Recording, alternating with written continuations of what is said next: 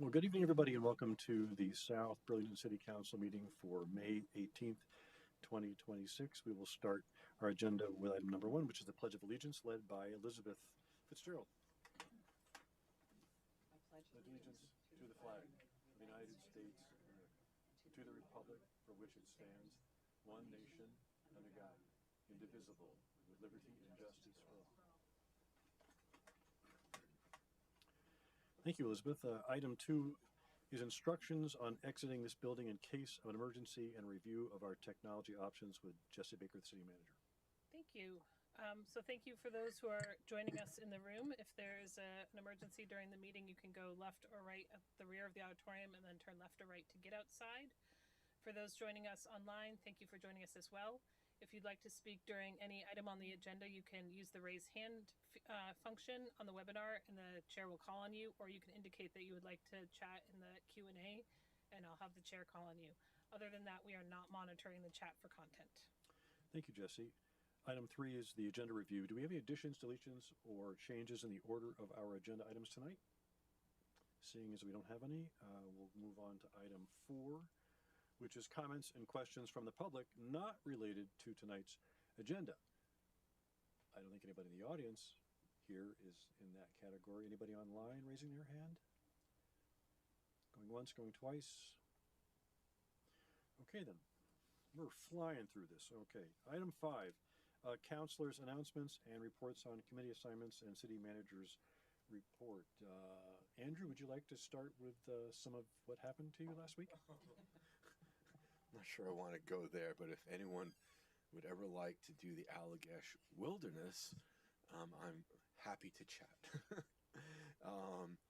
So I was in the Allagash the last 8 days on the water, but before that, the week before, I did meet with Sophia Babbitt from CB3C. We had a great conversation about City Center. Really, she's so dynamic and there's so much happening there. I'm really excited about the future for City Center, and I anticipate having lots more conversations with her.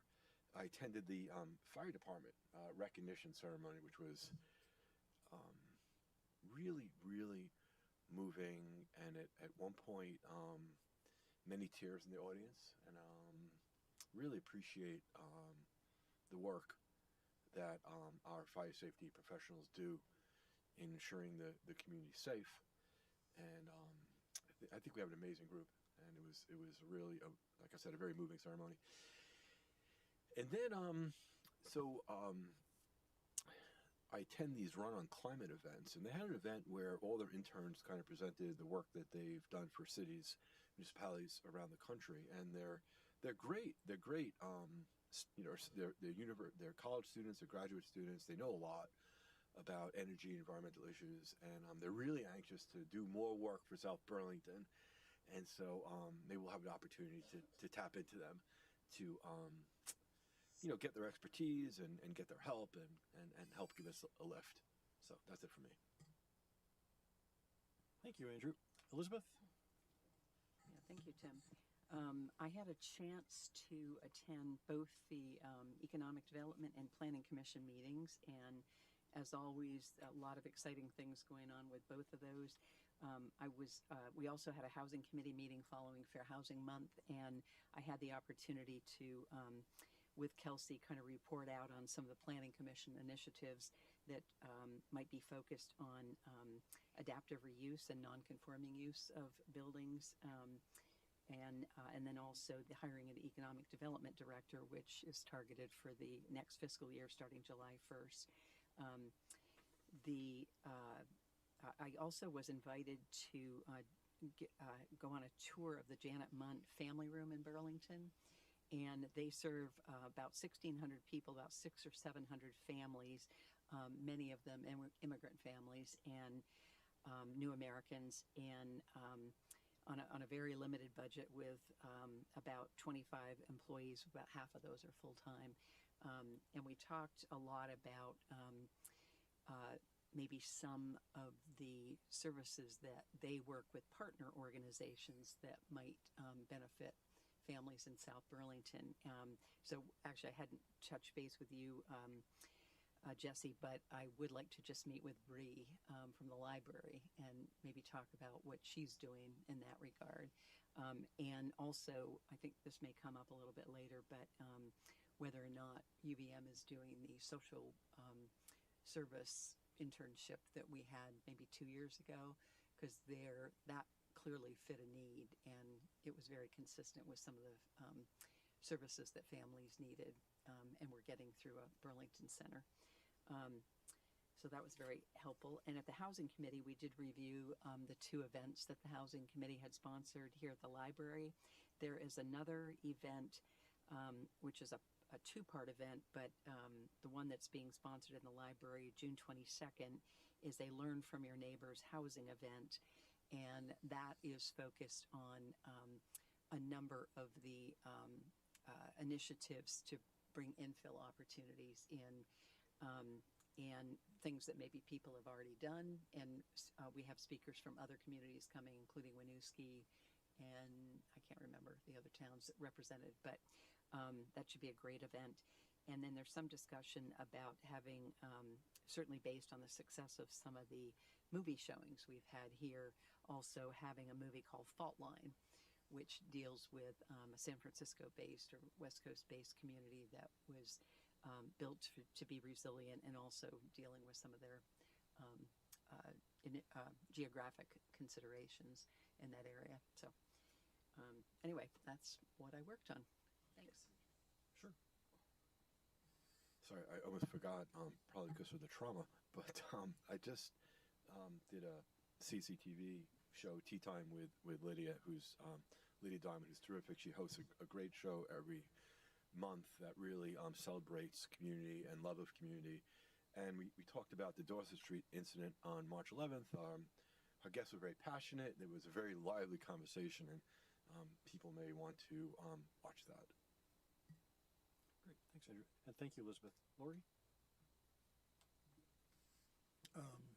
Since our last council meeting, we had a NRCC meeting, lots of conversations. One, I think, really useful conversation was, which I shared with Rec and Parks also, was the idea of having committees create, like we have a liaison from the council to committees, having committees have liaisons between each other, so that Rec and Park could have one of their members be a liaison to NRCC and vice versa, to try talking about ways to get better cross-pollination between committees. And that was one suggestion that came out of that, that Rec and Parks is exploring further. And also talk about doing events at SB Night Out and other events jointly to help promote the work of the committees.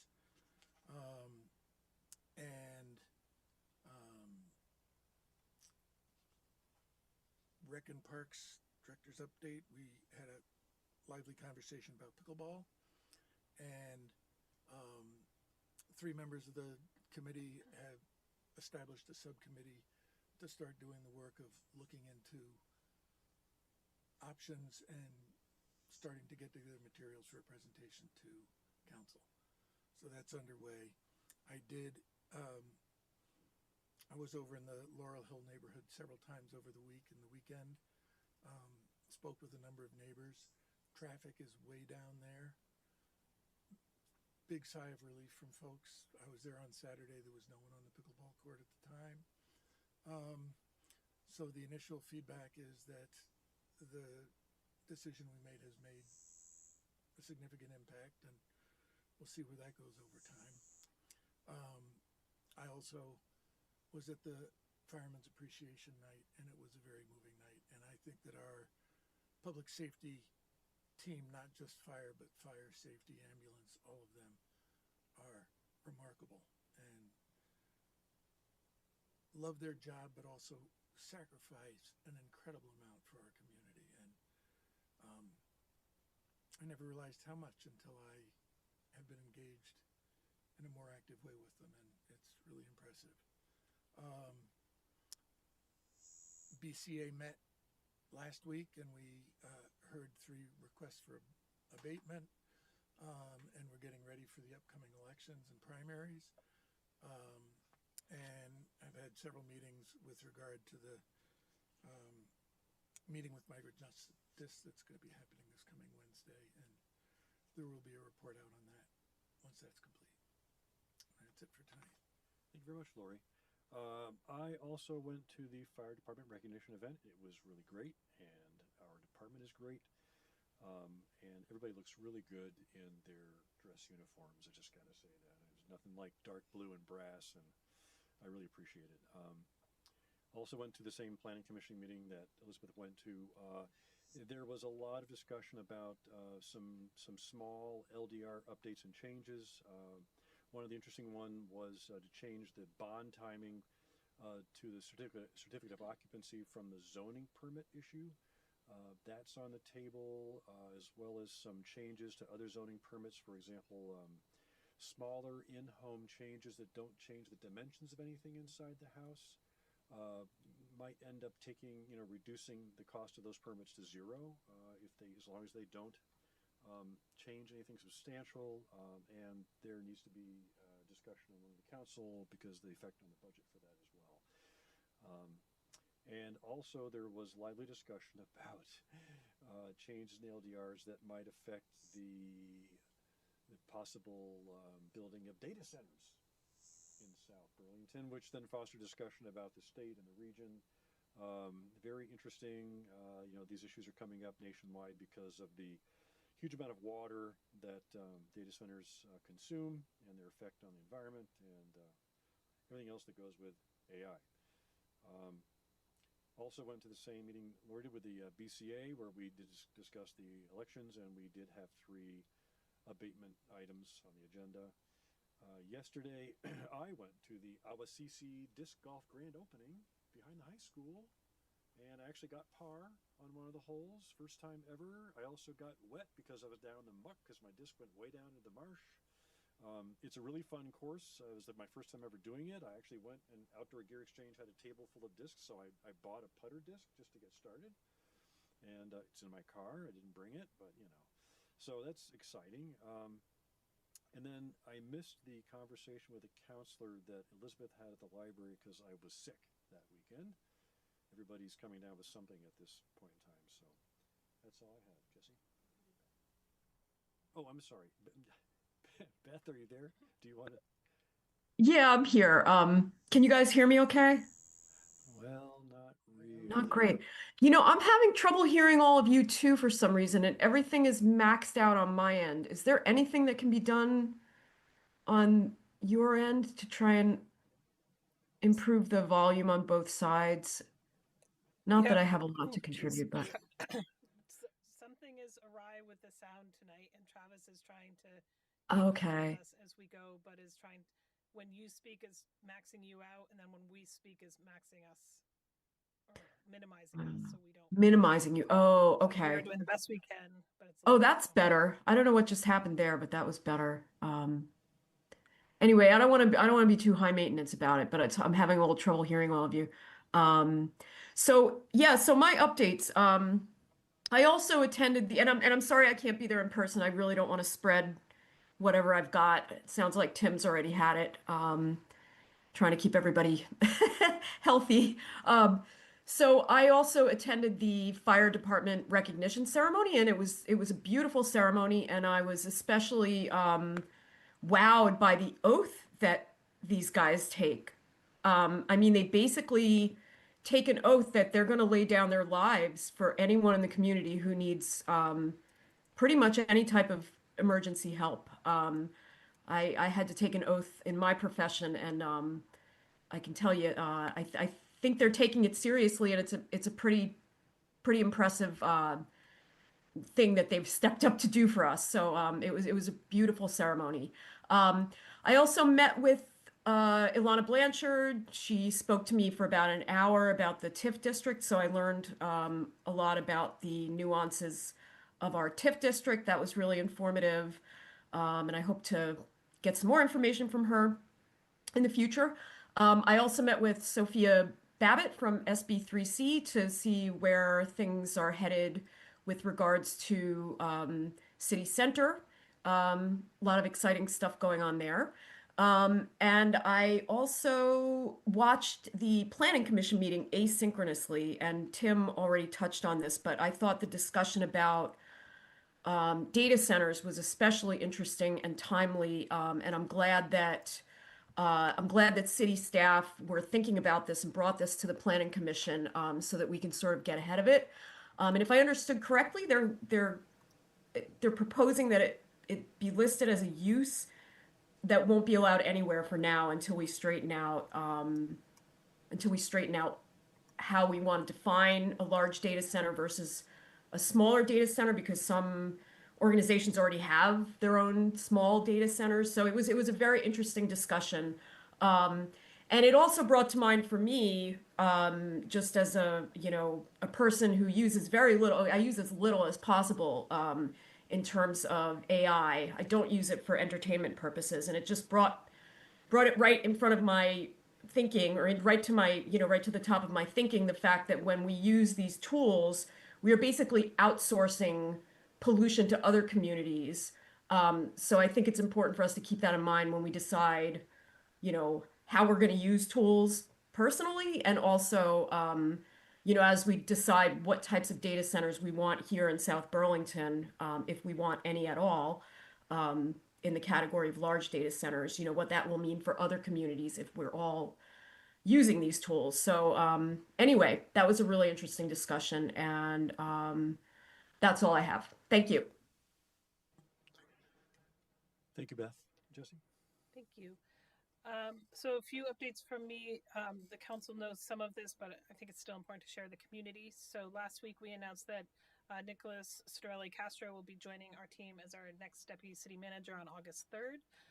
He currently is the city manager in Berry City and brings almost 20 years of government experience, including in the New York Department of Education, the New York City Mayor's Office of Management and Budget, and the New York City Department of Education. He has a BA in Political Science and Economics from Colorado State College or State University, and a master's in Public Administration from the Rockefeller College of Public Affairs and Policy at the State University of Albany. When he starts, Steve Locke will go back to his role as fire chief, and later in August will be sworn in as the president of the International Association of Fire Chiefs. So all of that change will be coming later on this summer, and we're really excited to welcome Nicholas, and he will be joining you at some of your upcoming meetings and events. Few other updates. So Public Works and Burlington work to renew the quiet zone, which is near Route 7, where the tracks cross right near Queen City Park, and then Bartlett Bay Road and Holmes Road.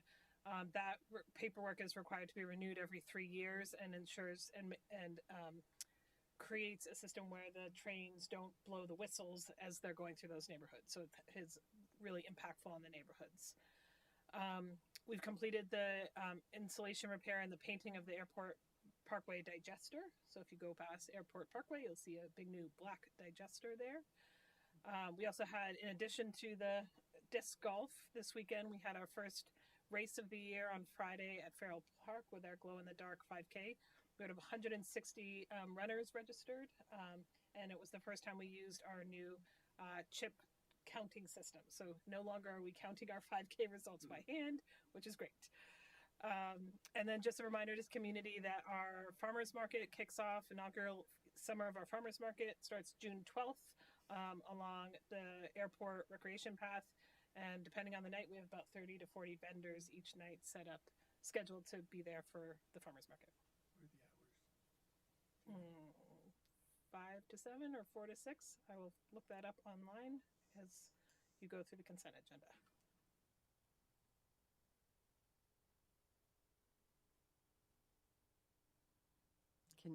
Jesse, can you also clarify if people are driving to that, where the parking is intended to be?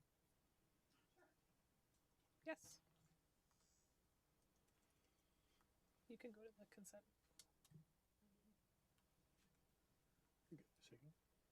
Why don't you do the consent while I Google this? Oh, okay, good. All right, we will move on to the consent agenda, item 6. And we have several items, 6A, which is consider and assign disbursements. 6B, approve a request to apply for VTrans additional funding for federal funded project funding for the east-west alternative transportation crossing, which is the walk-bike bridge over Interstate 89. 6C, receive the FY26 third quarter through March 31st, 2026 financial reports. 6D, approve the agreement between Garage Technologies and the City of South Burlington to sell a used 2009 Pierce fire engine. 6E, appoint members to the Chittenden County Regional Planning Commission Board of Directors, Transportation Advisory Committee, and the Clean Water Advisory Committee. Can I have a motion to approve the consent agenda? So moved. Second. We have a motion and a second. Is there discussion? Could I take 6C and 6E off briefly, C and just for a E. couple discussion points? Sure. Do we want to wait and have discussion and go back, or do you want me to vote on the other ones right now? Up to you. I don't anticipate it'll be issues, but I just Okay. want to get a couple questions. Why don't we go ahead and then discuss? On 6C, I know I sent a I'm question. sorry, Elizabeth. Can you wait just a second and Sure. let me bring Rich over? Because he's going to not be able to hear you for a quick sec.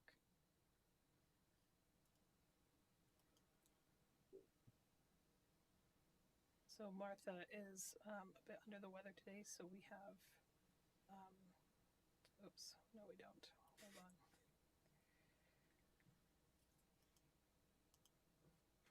Yes, we have Rich Donahue here as our Deputy Finance Director.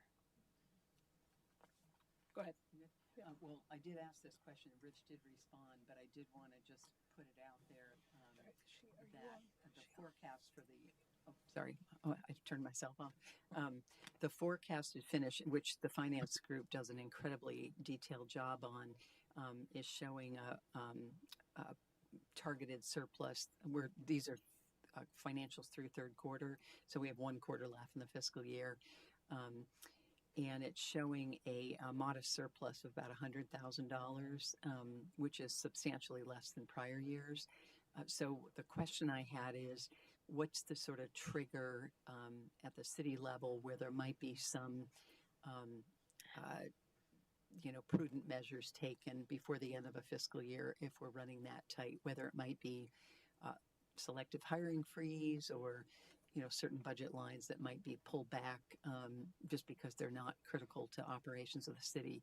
And I think Rich answered my question, but I thought it was good to just point that out, that this is a year that we are managing, or I should say the city is managing operations to the approved budget from the taxpayers last year. And it looks like the finish will be pretty much on target, if that's a fair assessment. Can I just make a comment? So, my understanding is that this is intentional, right? That we intentionally were much tighter how we forecasted our revenues and expenses in order to bring down the surplus, because I think it's not really fair to taxpayers to run, multi-million-dollar surpluses year after year. So having $100,000 surplus to me is like, we should congratulate ourselves on doing a really, really good job. And if there are measures that we need to take for doing that good job, I guess it'd be interesting to know what those are.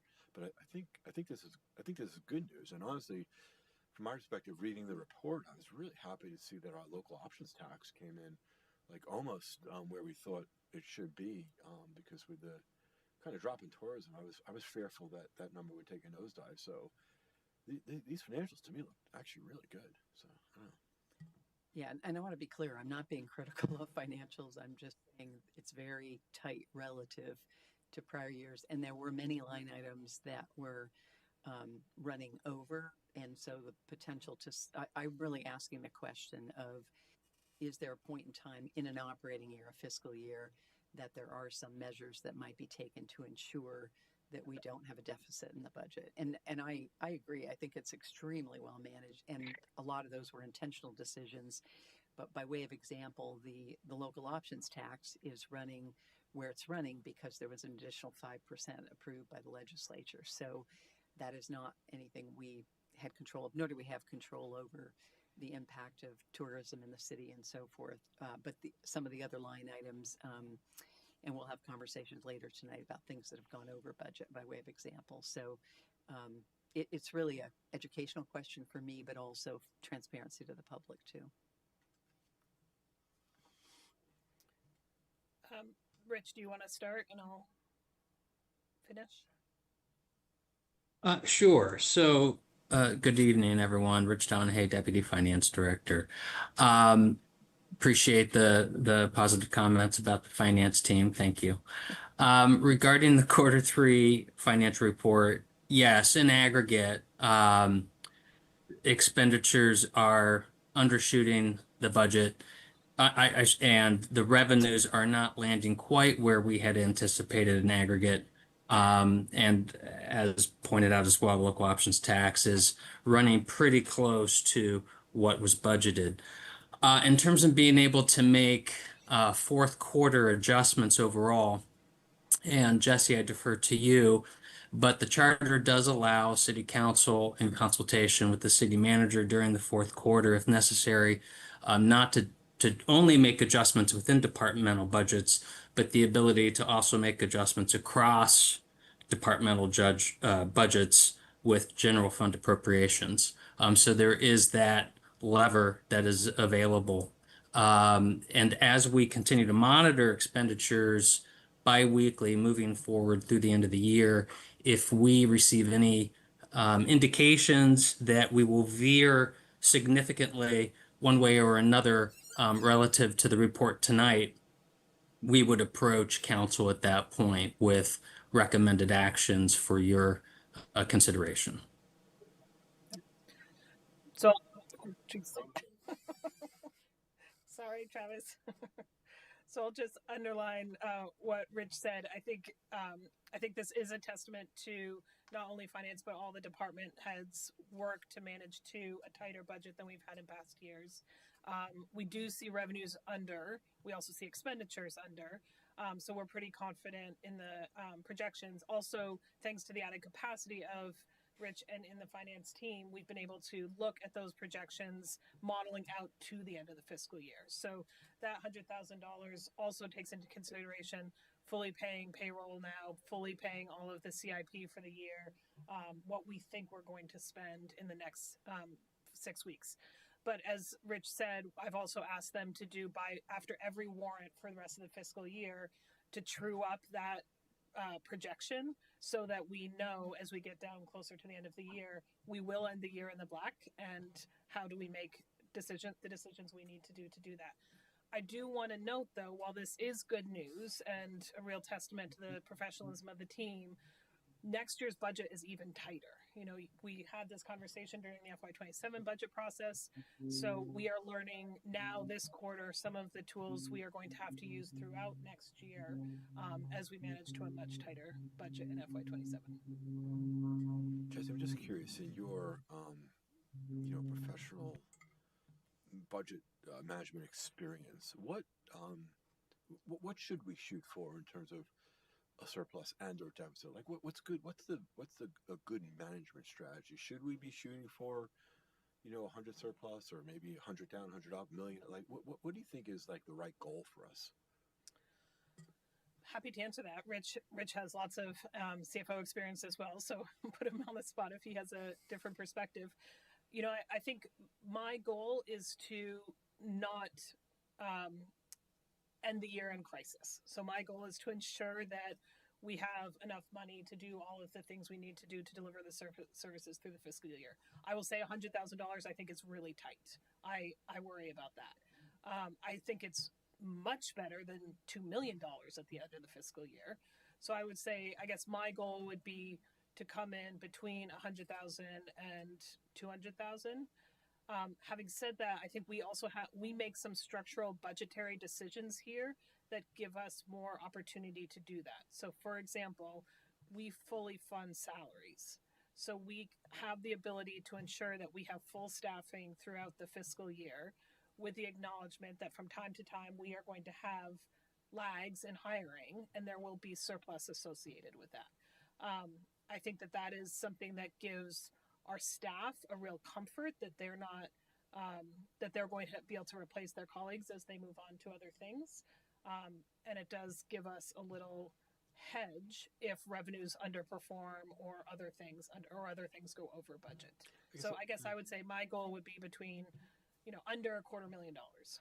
Okay, so as we think about the budget, fiscal year 28, maybe 250,000 is what we should be thinking as a kind of best practice target. I would say that, but I also want to be really clear that we're not intentionally raising the tax rate to hit a $250,000 surplus. We're raising the taxes we believe we need to operate the government, and knowing that we have some tools built in there to hedge against small overages and underages, that's okay. But we're not raising. Some communities get into a position when they have negative fund balances of having to actually raise property tax money to go into a savings account. We have not done that, and I think our finances would have to change pretty significantly to get to that position. Rich, do you want to share any other goals? I agree with everything that you said, of course, and as well, something to keep in mind moving forward, as you said, Jesse, future budgets will become more challenging. In order to maintain the fund balance that the general fund currently has and not to dip into that for one time or ongoing budget pressures, it is going to be important to ensure we have both an efficient budget that uses taxpayer dollars efficiently while also having a potential relatively small margin, as Jesse just discussed, to act as a buffer and keep intact our general fund balance for true emergencies in future years. I just want to add that given the economic uncertainties that we've seen over the last 12 months, and probably will see going forward, the team has done a remarkable job, and it's going to take a lot of vigilance over the next year to keep that trim budget that we passed on track. So good work. The general fund balance is healthy. It's at a target where we want it to be, right? Having a surplus this year of 100,000 is a much narrower margin than we're used to, but it's better than having a negative $12 million deficit or a positive 2.5 million surplus that you find out about 2 years later, right? So I think we're in a really good spot. That's a really good point that you've raised. Did you want to talk about 6E now? Yes, and thank you. I think that's an important conversation to have. So thank you for being willing to have it, and also Rich for your feedback. I appreciate that. Relative to 6E, I think when I looked at this, this is the appointment of a city representative to the CCRPC, and our current or the recommendation is for Chris Shaw with Andrew Yu in the alternate role. And one of this is not necessarily specific to this appointment, but there are a few appointments that I am concerned that council doesn't have a feedback loop on. So this is one of those that, I won't pick on the individual, but we don't see our appointee coming to the meeting and reporting out on what's going on, which is part of the roles and responsibilities of our appointee, nor is council providing direction as our appointee to that individual, even on an annual basis. I don't know what the right frequency is, but it should be at least once. So I am not necessarily willing to recommend the current structure. I mean, personally, I'd rather see Andrew, you step up into the primary role, so there is a direct link to council, but I think that is I would be happy to do that. I know we had talked about that when we appointed Chris. And with the way this works is if Chris will not be there, he lets me know, which rarely happens. So that's how it's been working. Yeah. Then I would probably, do you need a motion, Tim, on this, or do you want to vote on the ones that are? So I would recommend you vote on the consent agenda. You vote on the consent agenda without 6E and then take up 6E. So what's on the table? What's on the table now is everything except 6C and E, but we're putting 6C back in. So if we remove 6C, we have 6A, B, C, and D, and we have a motion to approve and a Motion to second. approve 6A through 6D. All right. Second? Any other discussion about that? All those in favor say aye. Aye. Aye. Beth? Yeah, she's online Aye. and it's unanimous. Thank you. I see you. So now with 6E, what is the motion then? I would like to make a motion that the council appoint Andrew as our appointee to the CCRPC and ask if Chris would like to be the alternate. I'll second that. So we have a motion and a second. Is there any discussion about that? Andrew, you're comfortable with that additional work? All those in favor say aye. Aye. Beth, Aye. as an aye, so it's unanimous again. All right, thank you. And who will be talking to Chris Shaw about this? Will you be talking to Chris Shaw about this? I could. Okay, thank you. All right, great.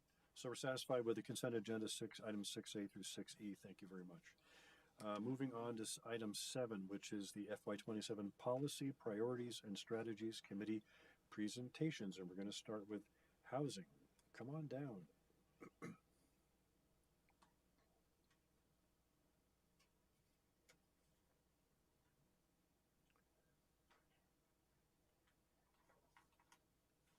Good evening. Is the green light on? There it is. Yeah, I can hear you. Good evening, everyone. Nice to see everybody. Remember to identify yourself. Sure. My name is Nora Senecal. I'm the chair of the South Burlington Housing Committee.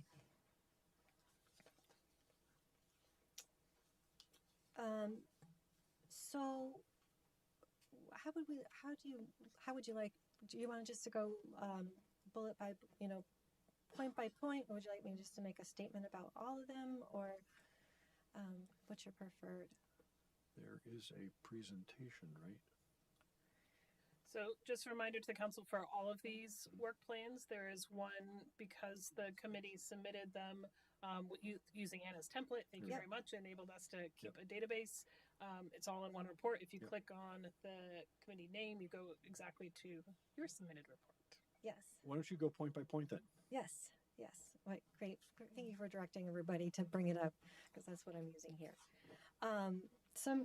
So the first item on our work plan is a housing action plan, housing needs assessment. So our most recent housing needs assessment was in 2013, which was the Path to Affordability document. And, since then, there's been a good amount of building and expansion in our housing stock. So it would be important to reassess and identify what types of housing we are in need of and can encourage. We have regional land use maps, and we're targeting development along our transportation corridors with access to water and sewer. And I think it would be pretty vital to have a good sense of the clarity of our housing needs, so that we can think about how we're going to encourage housing within the regional plan. The other thing is that you might see that on there, that it also includes the Economic Development Committee. One of those things that the strategic plan identified was the need for workforce housing. And so what kind of housing and what might be important to encourage building would be important. Any questions about that line item? I have a question on that one, Nora. Mhm. And I think the housing needs assessment is a really important step. And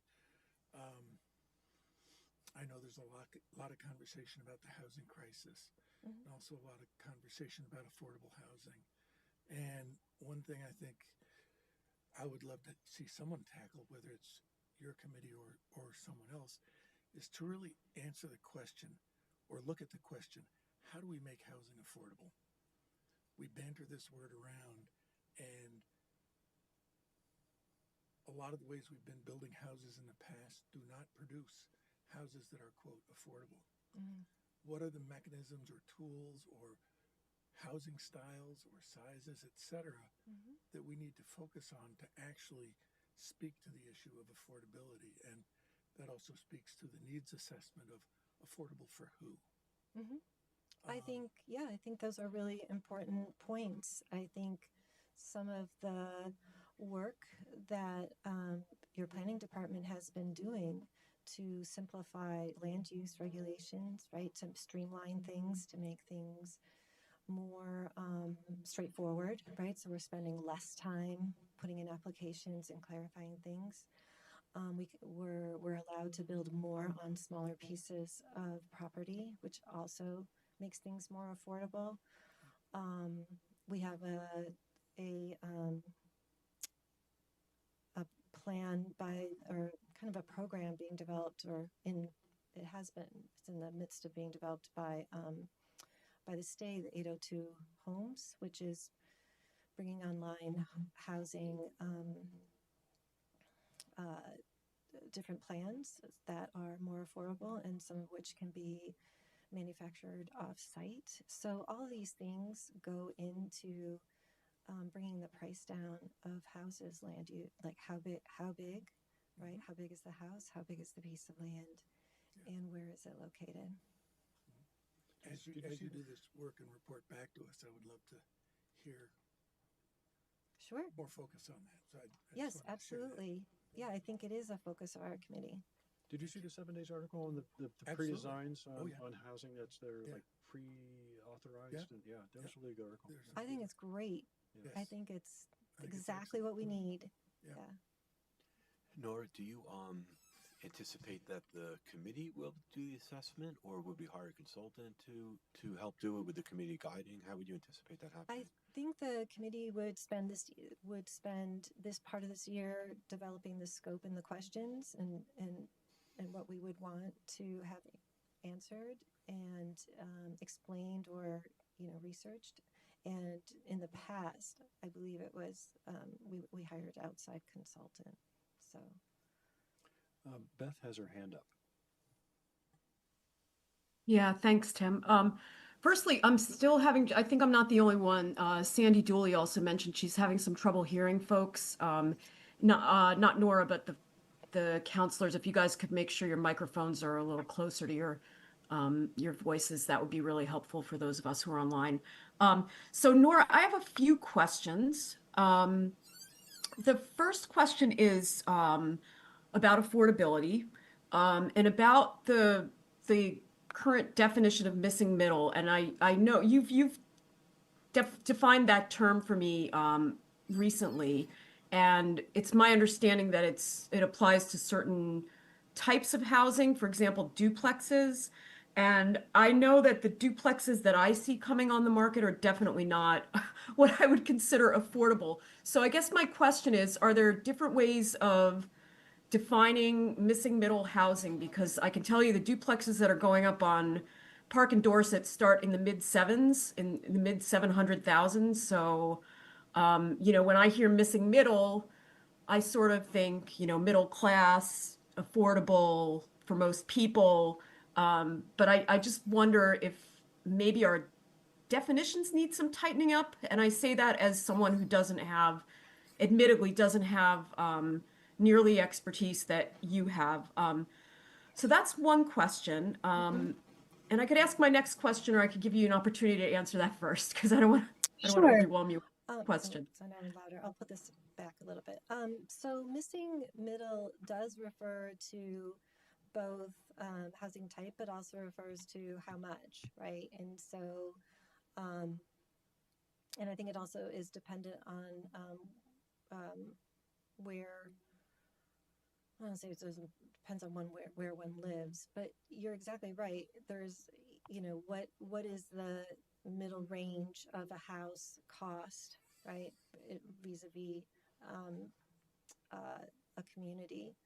And so when you think about the missing middle, we're thinking about, sometimes we use things like the the average, the AMI, right? The, Area median income. yeah, the area median income. So, there's different ways to kind of come up with that number of what would that look like in a specific community. But it's both refers to kind of an what is affordable based on a specific income levels in that area, people in what percentage of the area median income. So Okay, Nora, thank mind you. if I mean, I think it, oh, Sure. So Beth, just because in other roles I've spent a lot of time on this. So you often hear people talk about big A affordable housing. That's the housing that's significantly subsidized through low income tax credits or other funding streams from the state. And often that housing product is built to 80% of area median income or under, meaning that the area median income is paying 30% of their income in rent.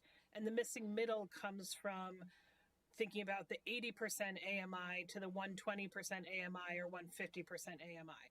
So sometimes it is a technical answer of, for the folks who are either earning the area median income or 10 or 20% on either side, what can they afford to pay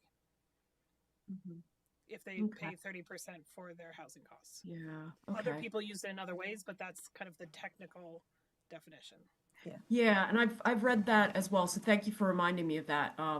It just seems like if we define it that way, that's different from defining it as certain types of housing like duplexes, because I've heard that thrown around as missing middle housing and you know what I'm saying? So there seems to be a little contradiction in the way that we're defining that, because we're using different definitions for the same thing, and that I think causes some confusion anyway for me. I don't know. Maybe I'm just more confused than most people about it. No, So the other, I just want to say something. Yeah, I think you'll see a lot of housing terms used interchangeably in different ways, and specificity is kind of helpful. Sometimes you'll hear people referring to housing in a way that suggests single family homes, when that might not be what we're talking about. So I think generally asking for some clarity is helpful. One of the things that we did with the Housing Trust Fund last year is we expanded the types of projects we would fund. We raised the AMI to meet that sort of need around, can we fund things that are up to 120 of AMI? okay. Thank you. I have another question. How do we determine how much and what type of workforce housing we need? So, for example, if there's an attorney who wants to move into town, you could argue that that person needs workforce housing. And if I don't know, a medical assistant wants to move into town, that person is going to require a different type of housing. So is there a specific definition for that? I feel like some of the terminology gets a little maybe confusing for people, because I'm not really sure I understand what these definitions are when I see this in the news, etc. I would say that, to me, workforce housing would include a variety of workers across a variety of situations, right? So one worker might have a family, somebody might not. I think it includes people. So we're thinking about people who want to live around the areas where they work. So ideally, there would be a variety of housing that would meet the needs of a variety of, a diverse workforce. So, so that somebody who worked at Hannaford's didn't have to live, hill and yonder in order to work here. So I think you would want it to be actually a little bit more broad, frankly. And I think that the types of questions you're asking are going to be part of the work that we're going to be doing in terms of explaining and identifying throughout this part of the work Mhm. plan. So we don't have Okay. to nail it down tonight. Okay, great. Thank you. No, I'm glad to hear that that's going to be part of the process. Of course. And then my last question is about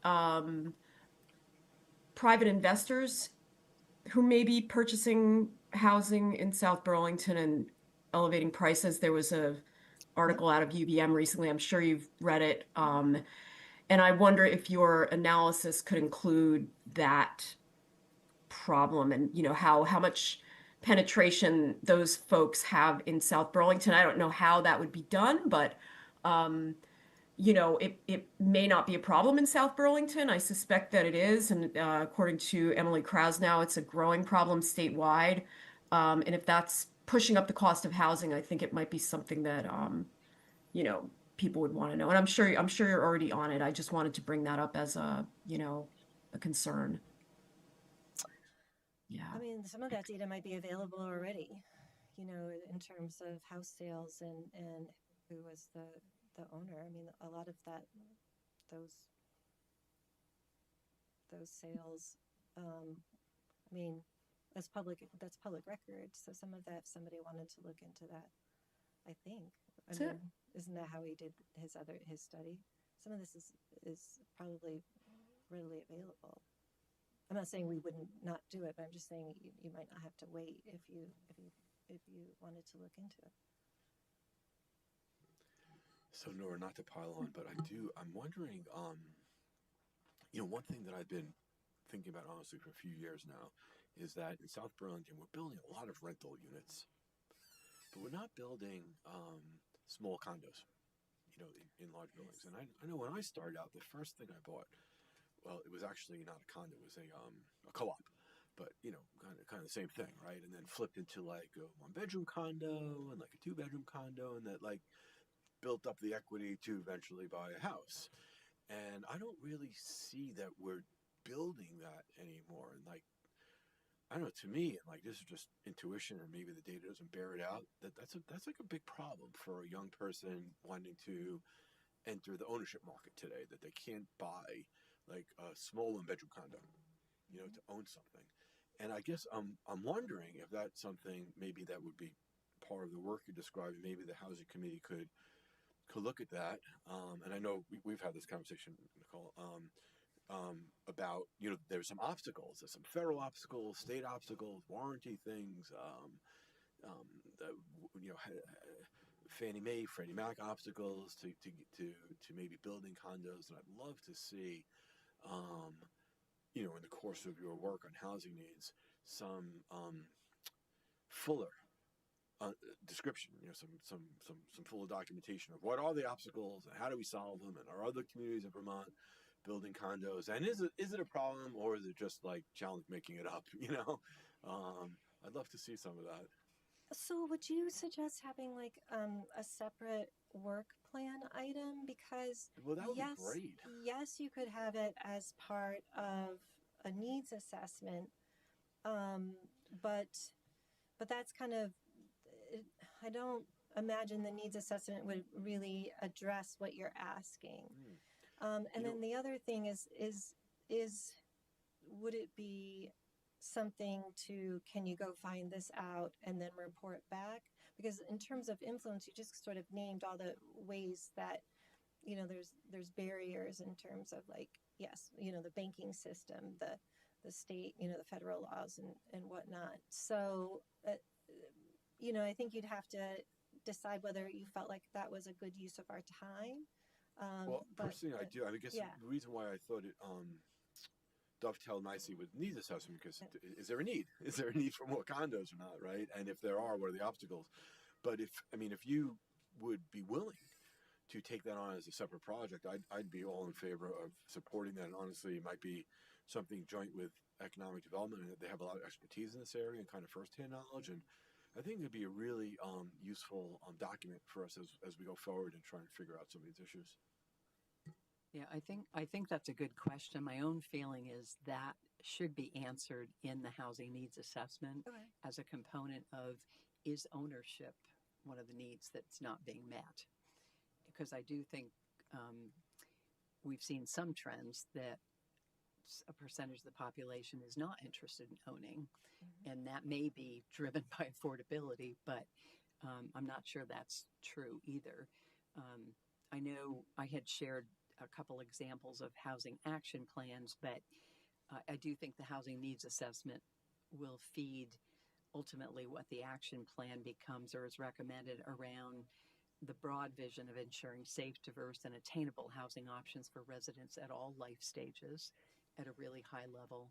And then, you know, with goals of increasing housing supply across those varieties, improving affordability, supporting workforce housing, encouraging housing diversity, which I think is a big need, preventing displacement, and then modernizing zoning to meet those needs.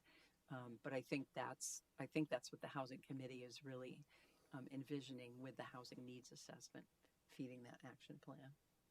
Yeah, I'm happy to have it as part of the housing needs assessment for sure.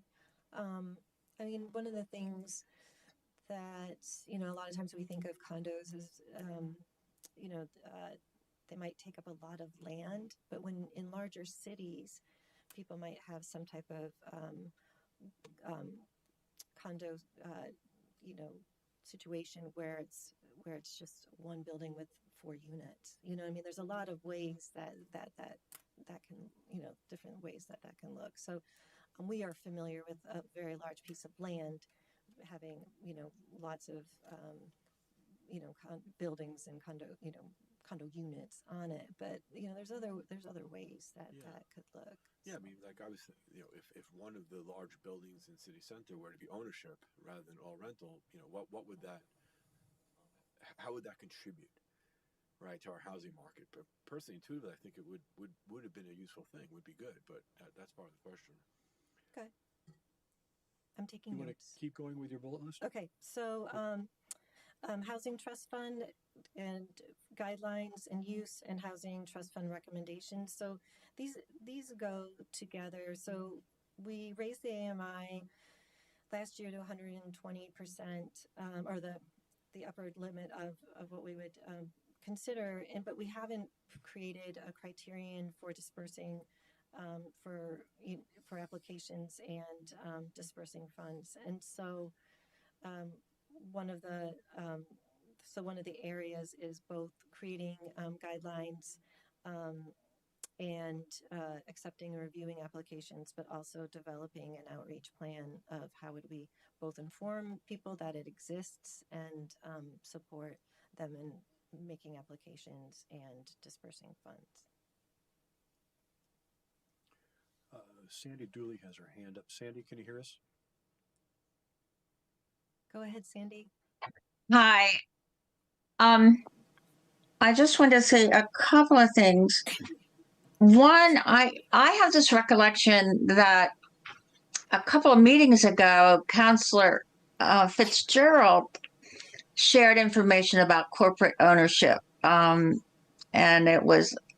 this is totally by memory. I was thinking it was 7% nationally and of housing and considerably lower than that in Vermont. But anyway, I wanted to share that. The other thing is about condos. The biggest condo development recently is the big project off North Avenue that Champlain Housing Trust and Cathedral Square were involved in, and Eric Farrell.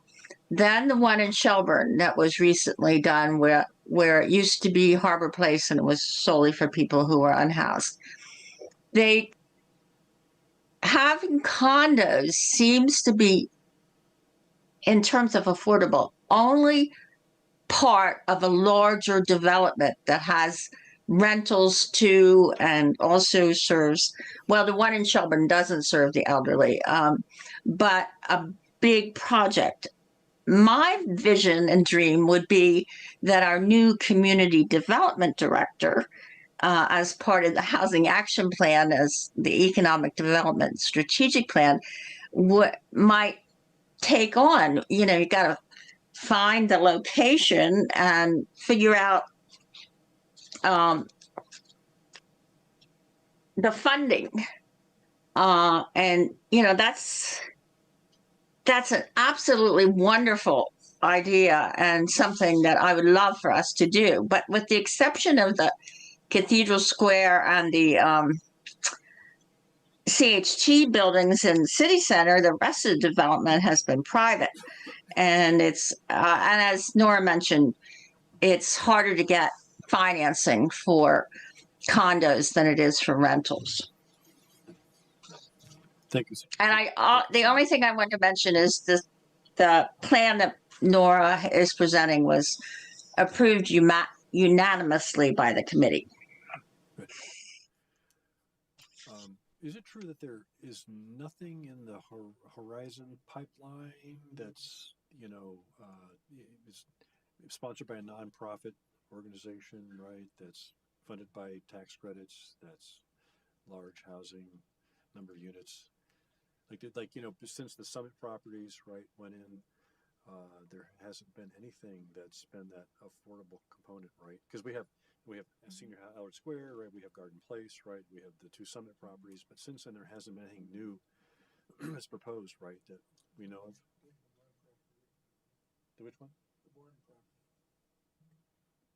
So I gotta say, poor Nora, you're treating her like our staff here. No, we're just. Yeah. Just want to acknowledge that it is not necessarily her responsibility to know everything about what's going on in the housing. So to answer your questions, Bourne, as all developments in the city, have to follow inclusionary zoning. Yeah, so they do have affordable units within their property. I think what you're asking about is large scale subsidized big A affordable housing. And to my knowledge, there's no public permit submitted yet on something like that. Right. So yes, you are correct. Right. And there's nothing before the housing trust fund. There hasn't been an application. Right. Yeah. That's what I think that's what you were kind of getting at. I mean, there's a proposed 12 units for Green Mountain Habitat on Spear Street. That's still in the DRB review. So So that's it for now. That's it for now. Yeah. Thanks. Anything else? Nothing. I mean, the last two items, Parks and Open Space Master Plan, we participated on that. We had a member of our committee participating on that team last year, and once again, we want to participate in regional partnerships for housing as they come up. And we're Kelsey's working with CCRPC, with Winooski, Essex Junction, and Burlington. So we have a little infill housing events. So this is the type of things when we think about regional partnering that we can sponsor to kind of put this type of thing on just ourselves is a pretty big undertaking. So being able to spread both the knowledge and the work around is really great. So that's pretty much it on our work plan. If there's any final question? Yeah. So oh, hold on. Beth, go ahead. Oh yeah, really quick question, Nora. You mentioned there was I'm still having a little trouble hearing. There's an event in Winooski about infill development. You mentioned. There was one Saturday on May 6th, okay. So just this past, but there's one on the June 22nd. That's here. We're hosting that. Okay. At 5 o'clock. It's on a Monday. So I think this will be the off great. day from you guys from this meeting. Okay, great. And it's an infill housing event. So okay, great.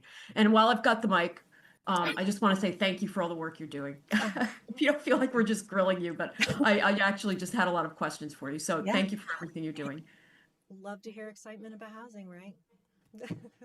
So Nora, I'm wondering, I'd love to get your perspective. We had a conversation maybe a couple of council meetings ago about this. Obviously, our housing stock and how it performs and how much we're building, what type of building is a big component of our climate plan. Housing contributes a lot, right, to carbon emissions. And we talked about this, but I'd love your perspective, whether you think it would make sense to revise the charter of the housing committee to include taking into account climate mitigation resilience in housing policies. And I think it largely dovetails, honestly, with things we're thinking about, which would be smaller homes, more efficient homes, denser housing. Obviously, there could be other things. And most of those things, I think, are kind of consistent with affordability as well. That there might be some tension in some areas.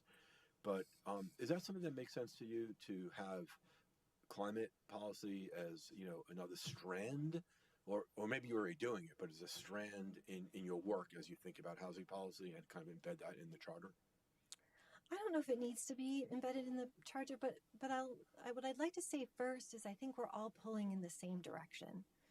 So when you think about using existing land to develop infill properties along already existing roads to reduce miles traveled, so cars are have the biggest carbon impact on our environment. So when you think about the fact that we're pulling towards more density where things are, right? You know, groceries, you know, parks, we want parks, you know, grocery stores, walkability, right? So we're all pulling in the same direction. All these directionally, I think we are aligned, if you think about it, right? So I don't know if what the additive would be in terms of adding something that mentions climate change, because housing and dense and small footprint housing is climate aligned, pretty significantly climate aligned. Yeah, and I agree and with that, yeah. yeah, and so I don't know if I mean, it'd be almost like, who is it for? So would it be to inform those reading about our charter that is something we're thinking about? Or, you know, it'd be kind of like an education piece, right? So if people don't understand that we're all pulling in the same direction, then that would be something that, you know, would be important to do, but to maybe have it on there as an item that just sort of overlays, but doesn't really sort of bring that concept along, right? That when you create housing that's denser, smaller, affordable, near things, near jobs, right? That's a big thing. That's actually climate aligned. So I guess my perspective would just to complement what you said, Yeah. right? And look, you may not always be chair, so may have a different perspective, right? Right. And Oh, therefore, true. to just kind of reinforce it, right, and keep it there. Yeah, this is a guiding principle, and you've articulated it well, just like we do for all our committees, right? We set out the guiding principles. Therefore, they're there, and people know what they are, and people know what they need to pay attention to. Yeah, I mean, if that is something you would like us to develop and formulate, we can do that. You know, to better to articulate how we are aligned with those values. Thanks. We're behind schedule now. Okay. We're going to stop this discussion. We have Sandy has one more comment. Sandy, you have another comment?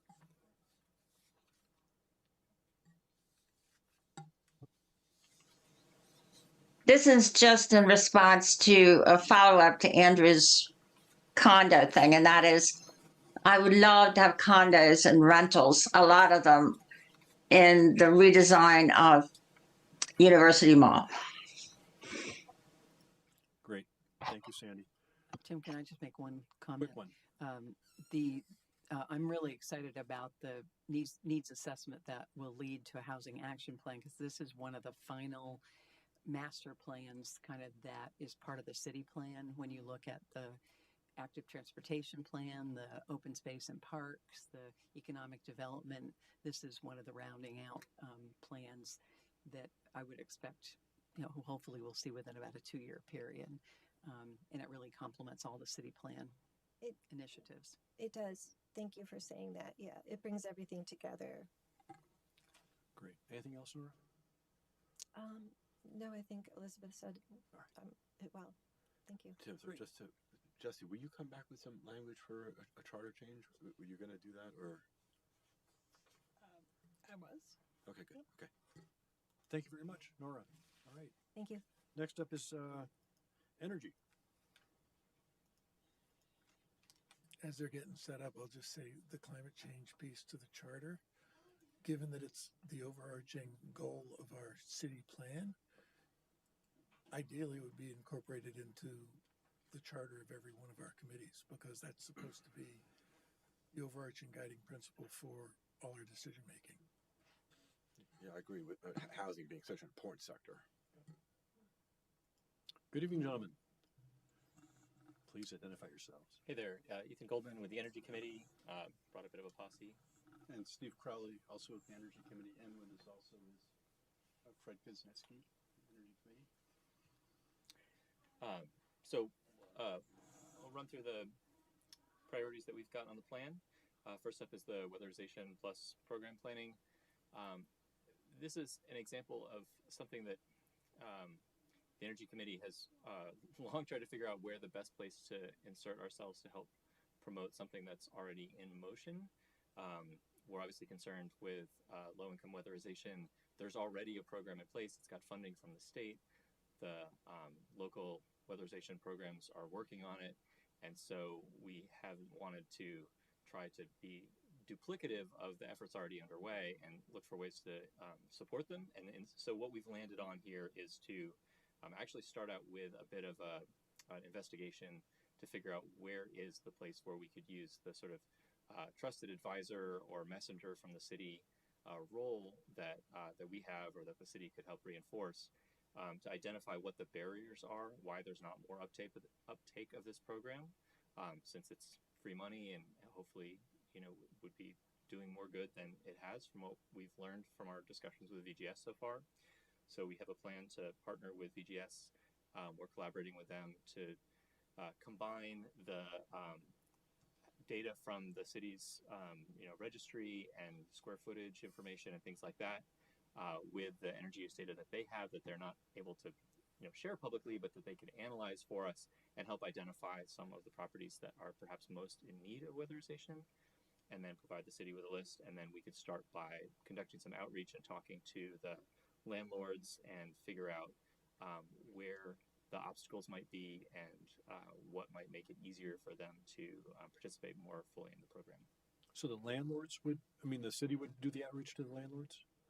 Yeah, the Energy Committee is offering our own time to go and conduct some interviews, in addition to some just background research on what other cities are doing, and then bring that information back to the rest of staff and council to identify if we've found any opportunities that are potential good fit for the city's skills and resources. Do both VGS and GNP have programs to help finance and provide labor for that stuff? Mm-hmm. I think it's all the programs. Do you remember, Steve? My understanding is that the push the button. There we go. Okay. VGS has a program. I think Green Mountain Power works a lot with Efficiency Vermont and their programs. The funding's from the state, so I think it would apply to any of them. VGS has a lot of the primary role in South Burlington because of the high penetration of natural gas service. Mm-hmm. There are some houses that have delivered fuel, and that would go through another program. Ethan, would you see a potential for leveraging some interns from Run on Climate to help you do that research? Potentially, that's an interesting idea. I'd be happy to bring it back to the committee. We've had some questions about how we would utilize interns over the years. I don't think we have a resolution for how that would work out between our committee, say, and city staff. And having an intern implies somebody's got to really manage that position. So we haven't. We're sort of in. That's been raised. We have held off of interns in some cases recently. So I think there's a question about that, specifically related to interns.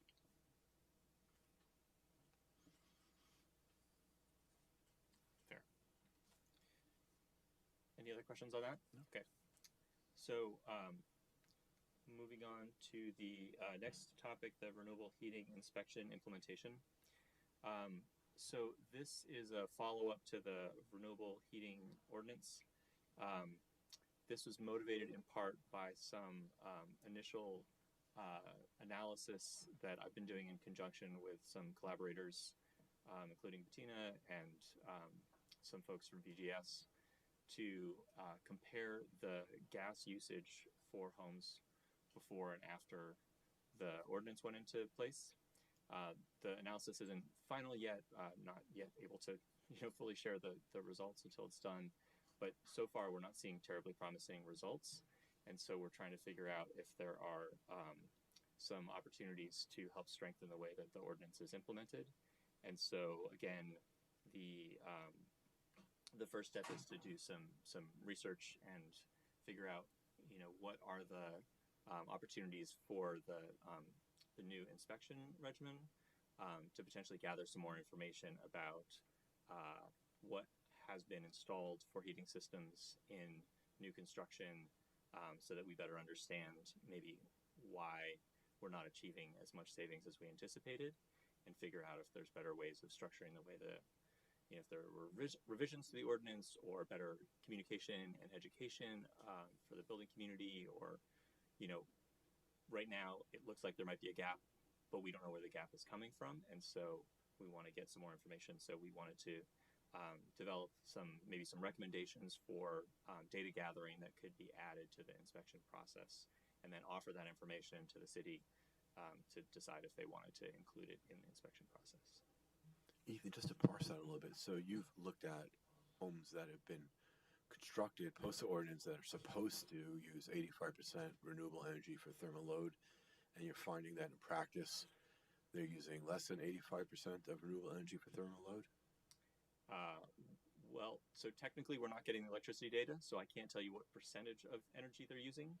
What we looked for was whether there was a decrease in natural gas, and we haven't yet seen. Compared to comparable homes built before the ordinance? And how many homes did you look at? I think there's about 50 of each, roughly. Huh. That's really interesting. Built since when? So the ordinance went into effect in what, 22 or something? Yeah. So it was, 23, 24 for the post, and 21, 22 before. That's really strange. Agreed. Yeah.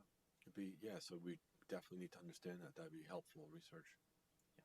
So I'm thinking of like Edgewood Cider Mill 2, when every house has got, natural gas and heat pumps, both, right? So they can switch as they want. So maybe they're not cold climate heat pumps. Maybe they're not set at the right crossover point, and they're not set to be 15% crossover point. They're set somewhere else.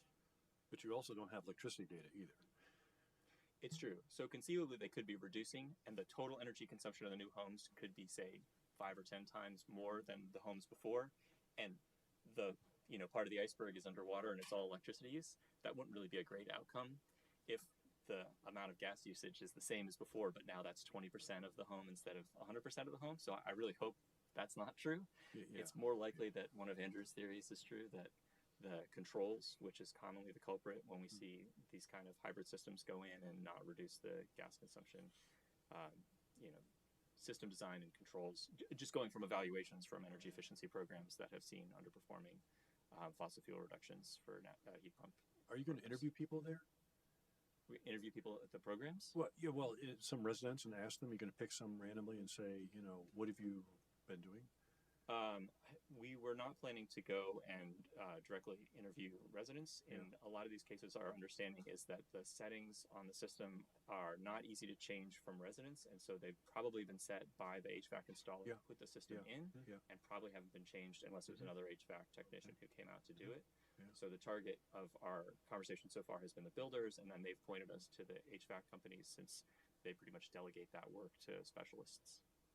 And I'm sorry, Ethan, just a couple more follow-ups. So on the 50 new homes that you've seen, are they all mixed? None of them are all electric? They all have kind of gas supplement or gas backup? So there is a significant development that was all electric. And so the comparison that we've made so far is just between the hybrid homes that have both. Okay. We have no gas data for the all electric homes. Okay. We're assuming it's zero gas. Yeah, and it certainly improves the average, but it doesn't. And the hybrid homes, have you been able to actually determine the model, whether they're cold climate heat pumps or what they are, or is that? As far as I understand, the paperwork requirement to get the certificate of occupancy doesn't need to have that level of detail from the. So we don't know. In fact, I'm not even sure that it requires, at least the first batch that were being used for the first couple of years, didn't even require the builders to articulate whether it was a hybrid system, whether it was mini splits with separate controls, whether they'd gone with something else entirely. I think that might have improved now. Do you remember, Steve, if that? No. Yeah. I wonder if Efficiency Vermont would have that data, because when I did my system, to get the credit, I had to prove to them like serial numbers and everything. So, anyways. Yep. There's other research that we could do Yeah. too. That's a good Okay. point. Yes, Rosie? So I just want to jump in, Ethan, and I moved Bettina over. She's on the call as well. This is a project that's currently underway and you're proposing is going to continue in a contract we have with Ethan as a city to do this work. So once this study is complete, that will come back to the council in full, and a lot of these questions will be answered with, documents ahead of time and all of those kinds of things. So this is not the last you're going to hear about this. And that's the analysis that sort of triggered us to think maybe we needed to gather some more data. And one of the pieces of data that was missing was things like what you're asking for, that are more concrete data from each installation. And so we were identifying that because there's inspections starting to happen now, could the Energy Committee propose like a checklist of additional information to be gathered on site by the inspection staff, so that we would have consistent and more reliable information than what different builders are scribbling onto a form. So that was sort of the specific topic of this plan proposal, was to offer additional data gathering. Obviously, there's other ongoing work to try to identify the causes. Okay. Any other questions on that? I'll go to the last one. Please. Okay. So the last topic is the transportation community business outreach. So transportation emissions reduction is also on our priority list, and one thing that we wanted to tackle this year was working with businesses to help them promote transportation mile reductions for staff. And so there's already an organization, CATMA, that has a bunch of resources and can support businesses to help put programs in place, educate their staff, support more carpooling and bus, bike, ped commutes. And so this specific task is for the Energy Committee to get into discussion with CATMA and figure out how we as an Energy Committee could help communicate this resource to local businesses and figure out if there's a way to improve uptake of that group, within businesses in the city. So this would be some public outreach. Can you remind us who the members of CATMA are? GMT, UVM. I don't have that information. It's like three or four major organizations, and I don't know if SSTA might be in there. I'm not sure. I went to two of them. Champlain. So it was formed by the University Champlain and the Medical Center. There are lots of other people who are businesses who are members. Right. Can I ask a question about that one that I should have caught earlier? Why focus on CATMA and not CATMA and promoting GMT? I think the idea was that CATMA specifically had resources that businesses might not be aware of, that could make it easier for them to promote the other transportation options to the employees. But I don't know exactly whether we sort of considered both equally or whether we had identified CATMA as being a good resource and so started from that. Does CATMA support? Was it Go Vermont? That's a state-driven thing, right? It's a state-driven thing. Last I remember, the EIC was implementing it. It had some other resources. I forget what it's called, but they have a Possibility as well. Yeah. Any questions? Yeah. So, thanks for that. Thanks for the great work. One thing that concerns me, that I think as a city we really need to start focusing on, and I know we're doing the thorough implementation plan, but is the carbon emissions from our existing buildings, both residential homes and commercial buildings. And I would love if the Energy Committee were willing to help the city develop policy to tackle existing buildings. I can just throw out a few things that I have in mind that maybe would be good starts. So one would be to educate our big HVAC companies, installers, about heat pumps. I'll give you a personal story. I finally put two really nice cold climate heat pumps in my house, but not without a struggle with the major HVAC companies who came and just didn't want to do it. And one fellow argued with me about whether climate change was even a problem. And so I think that there's like a gap there. I had to find like a real specialist that was willing to do this. I think there's a gap there that it would be useful to educate our big HVAC installers on what technology is there, why it's useful, how to do it, So that's one thing I would love if you guys will help out with.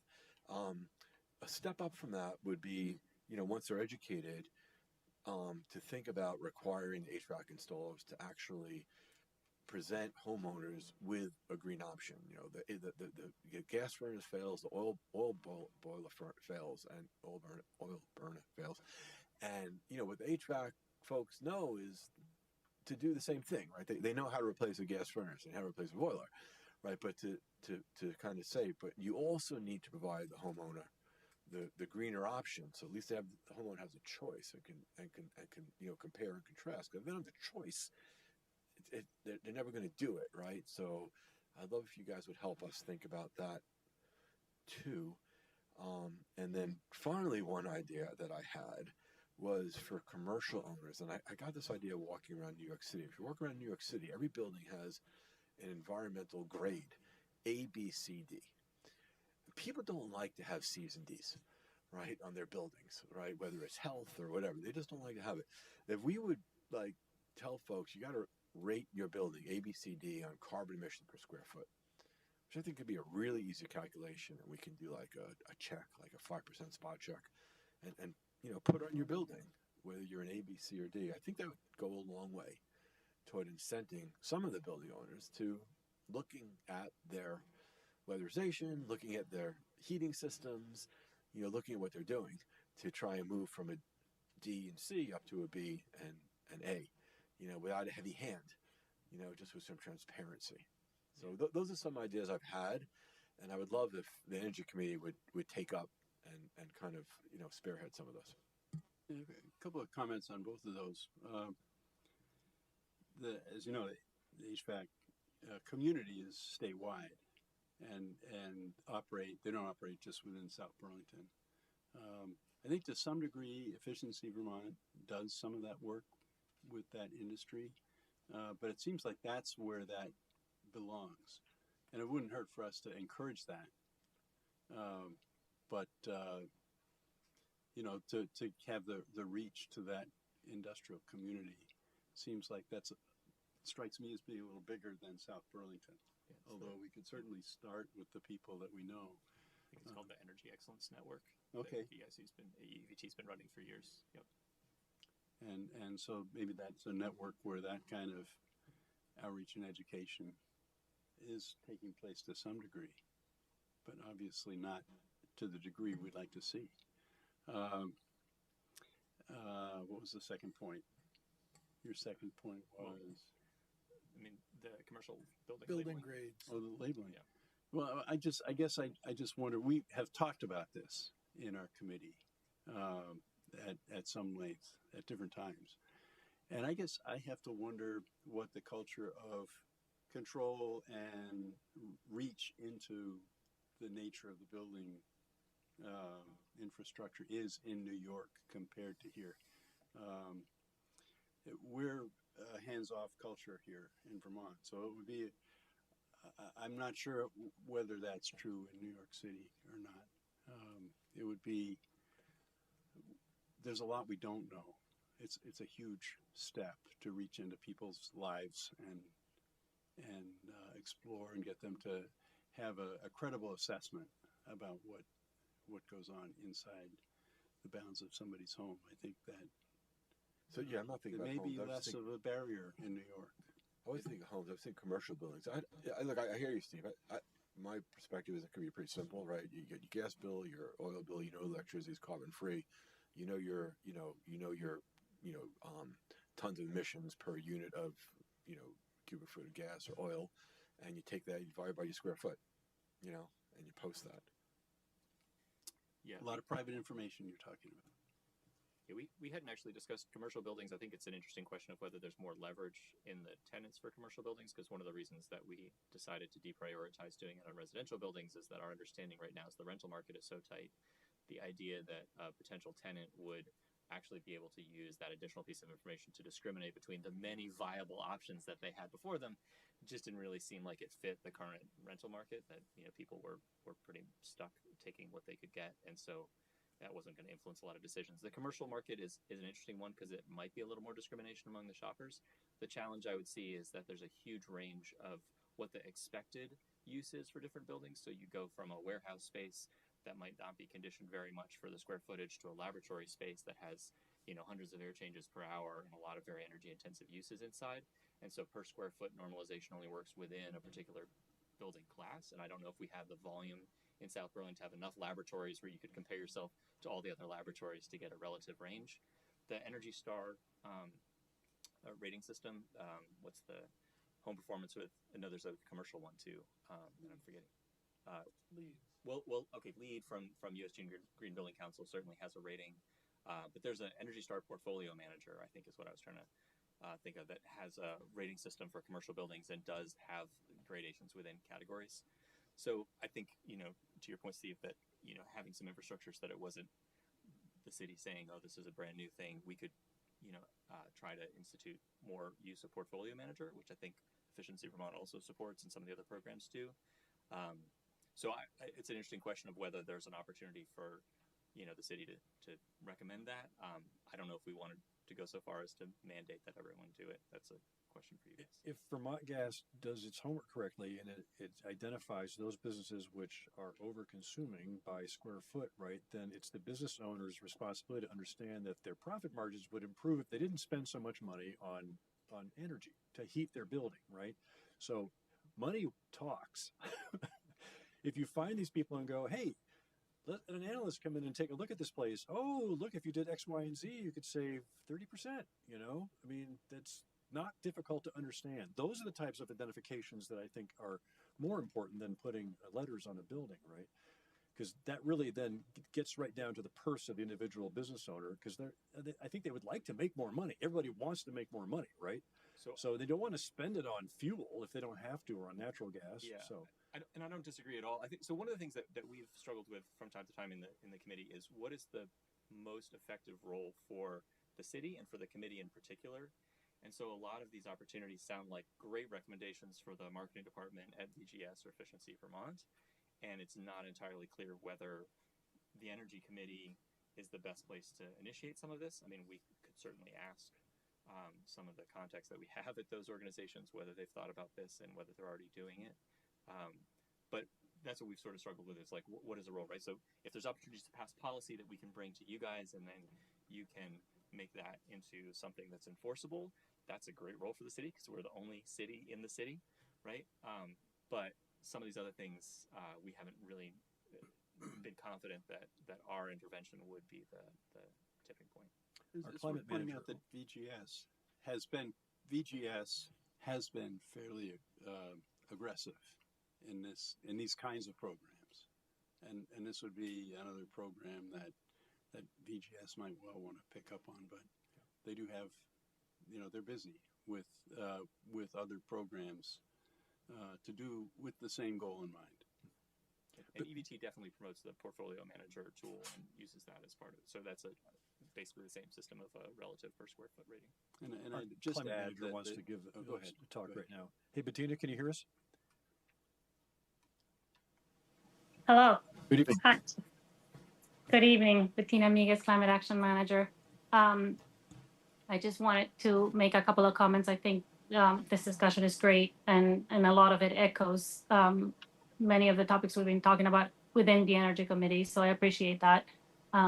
To Councilor Chalnick's point about the HVAC contractors, that's something that I put into the PPNS from a staff priority. I do think that there might be something we can do there, but I'm thinking about it on a regional level. So with some peers in some of our surrounding towns, so we can get to that regional, at least regional network of HVAC contractors. And so I was also thinking about it kind of on a slightly different scale than just the city scale. I think, you know, hopefully there will be uptake. And I think that Efficiency Vermont would be interested in that as well. But basically, it is, I've heard you talk about that. I've heard some other people had the same issue with heat pump installations. And I think it's something that is very important that we just try to keep at it and have more workshops, training, awareness, whatever it takes to really drill down the point that yes, you can use them, and yes, they should be an option when you're considering a new system in your home. That sounds So that great. was all I wanted to say. That sounds great. Thank you. Yes, Elizabeth. One quick comment too, and this is a backtracking a little bit. One of the items that the Housing Committee has been talking about is the Housing Trust Fund, and weatherization is a part of that selection criteria. So typically the fund is used for gap funding for new housing, but when we're talking about affordability and the needs assessment, the Housing Committee will be looking at potentially kind of allowing people to stay in their homes with maybe some mini grants focused on weatherization. So I might anticipate there would be some conversation between the two committees on how to leverage the Housing Trust Fund to deal with some of these, your initial one, the outreach program. Yep, that's a great tip. Thank you. Any other comments? No? Great. Thank you very much for coming tonight. Thanks for all your work, guys. Yep. Thank you. Good job. Next up is economic development. Come on down.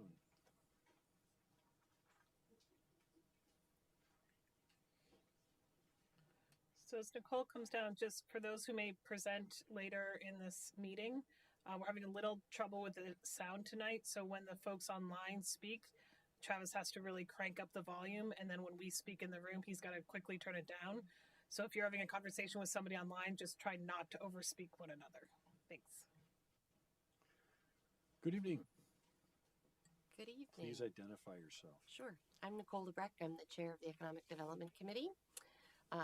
It's been incredibly gratifying work and a really lively committee. We have Councilor Chalnick as our liaison. So I'll just walk through kind of what we've submitted.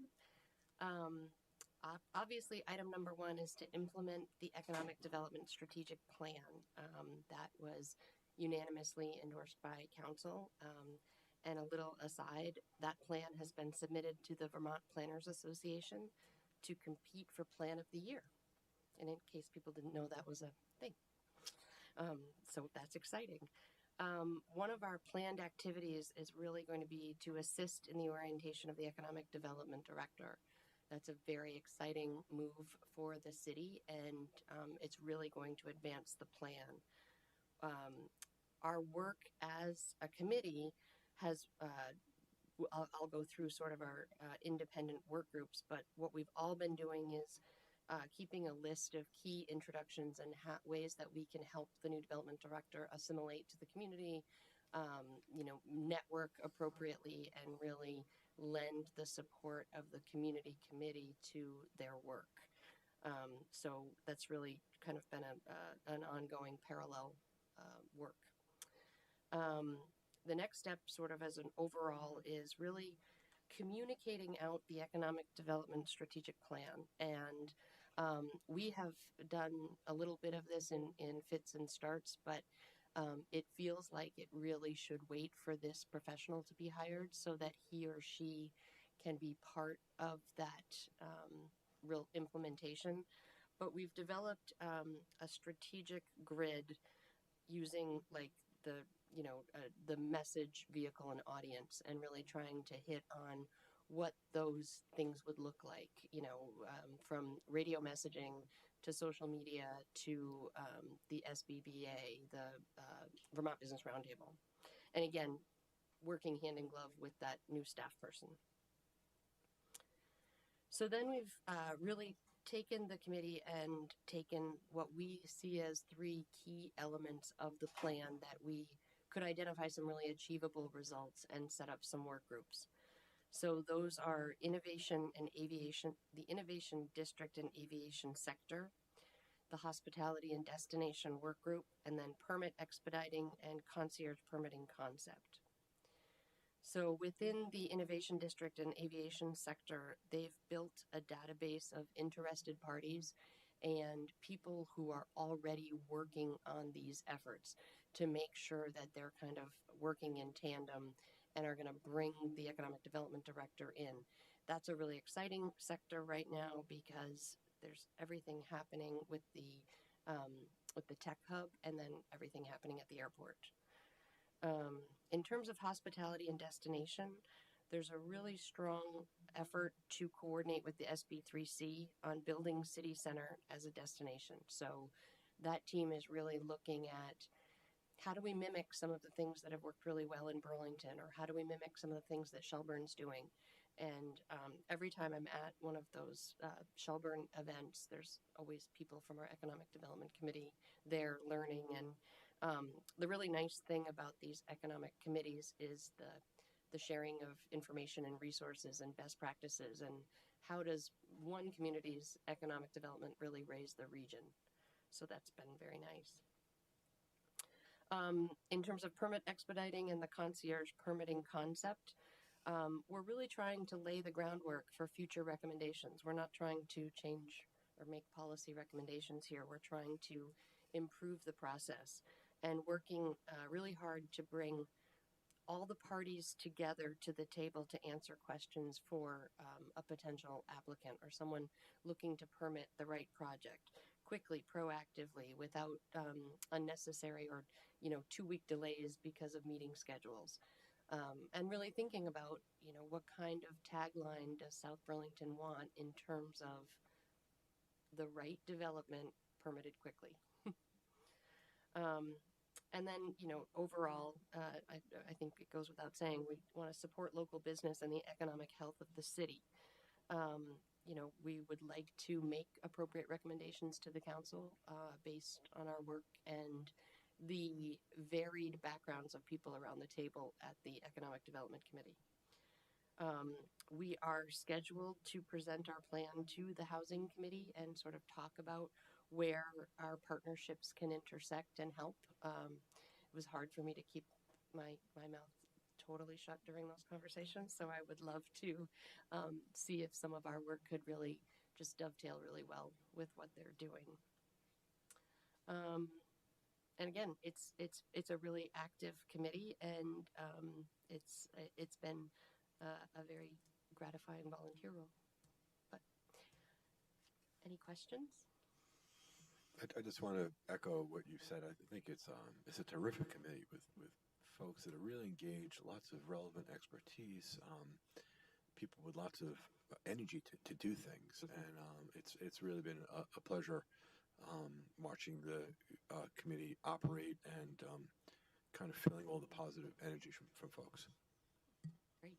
In terms of hospitality, that new addition at the Doubletree, they were giving out swag boxes. I have a really nice black hat that says PC Construction on it. Would you know anything about that at all? I think you should wear it with pride. Yeah. It's really great. And the other comment I wanted to make was, I don't know if you're aware, and I think it's okay to publicly say this, but there was a presentation at Global Foundries 2 weeks ago where UVM seniors took on a GAN project, right? And there were 2 teams, and one actually designed several devices using the software that the GAN Tech Hub is like promoting as being available to smaller businesses, right? And those designs actually were incorporated into and having masks built, and Global Foundries built the wafers and the chips, which were then given to the second team, which tested them because their charge was to determine which of these designs was optimal, right? I won't go into the details.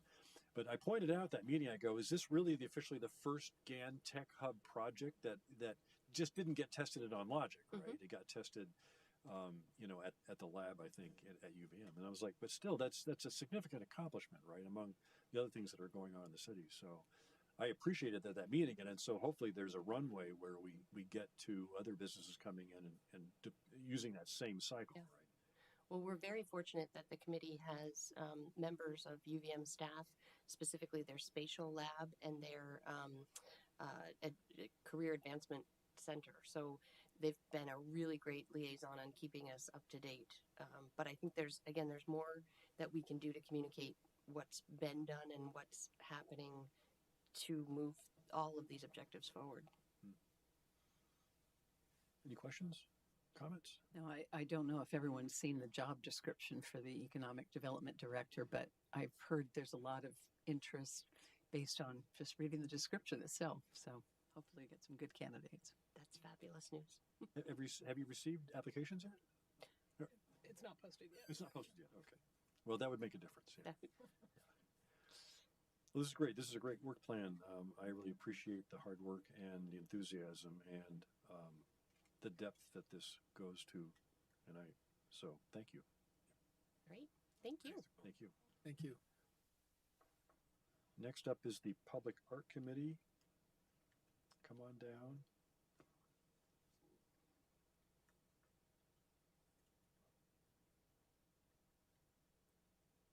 Good evening. Identify yourself.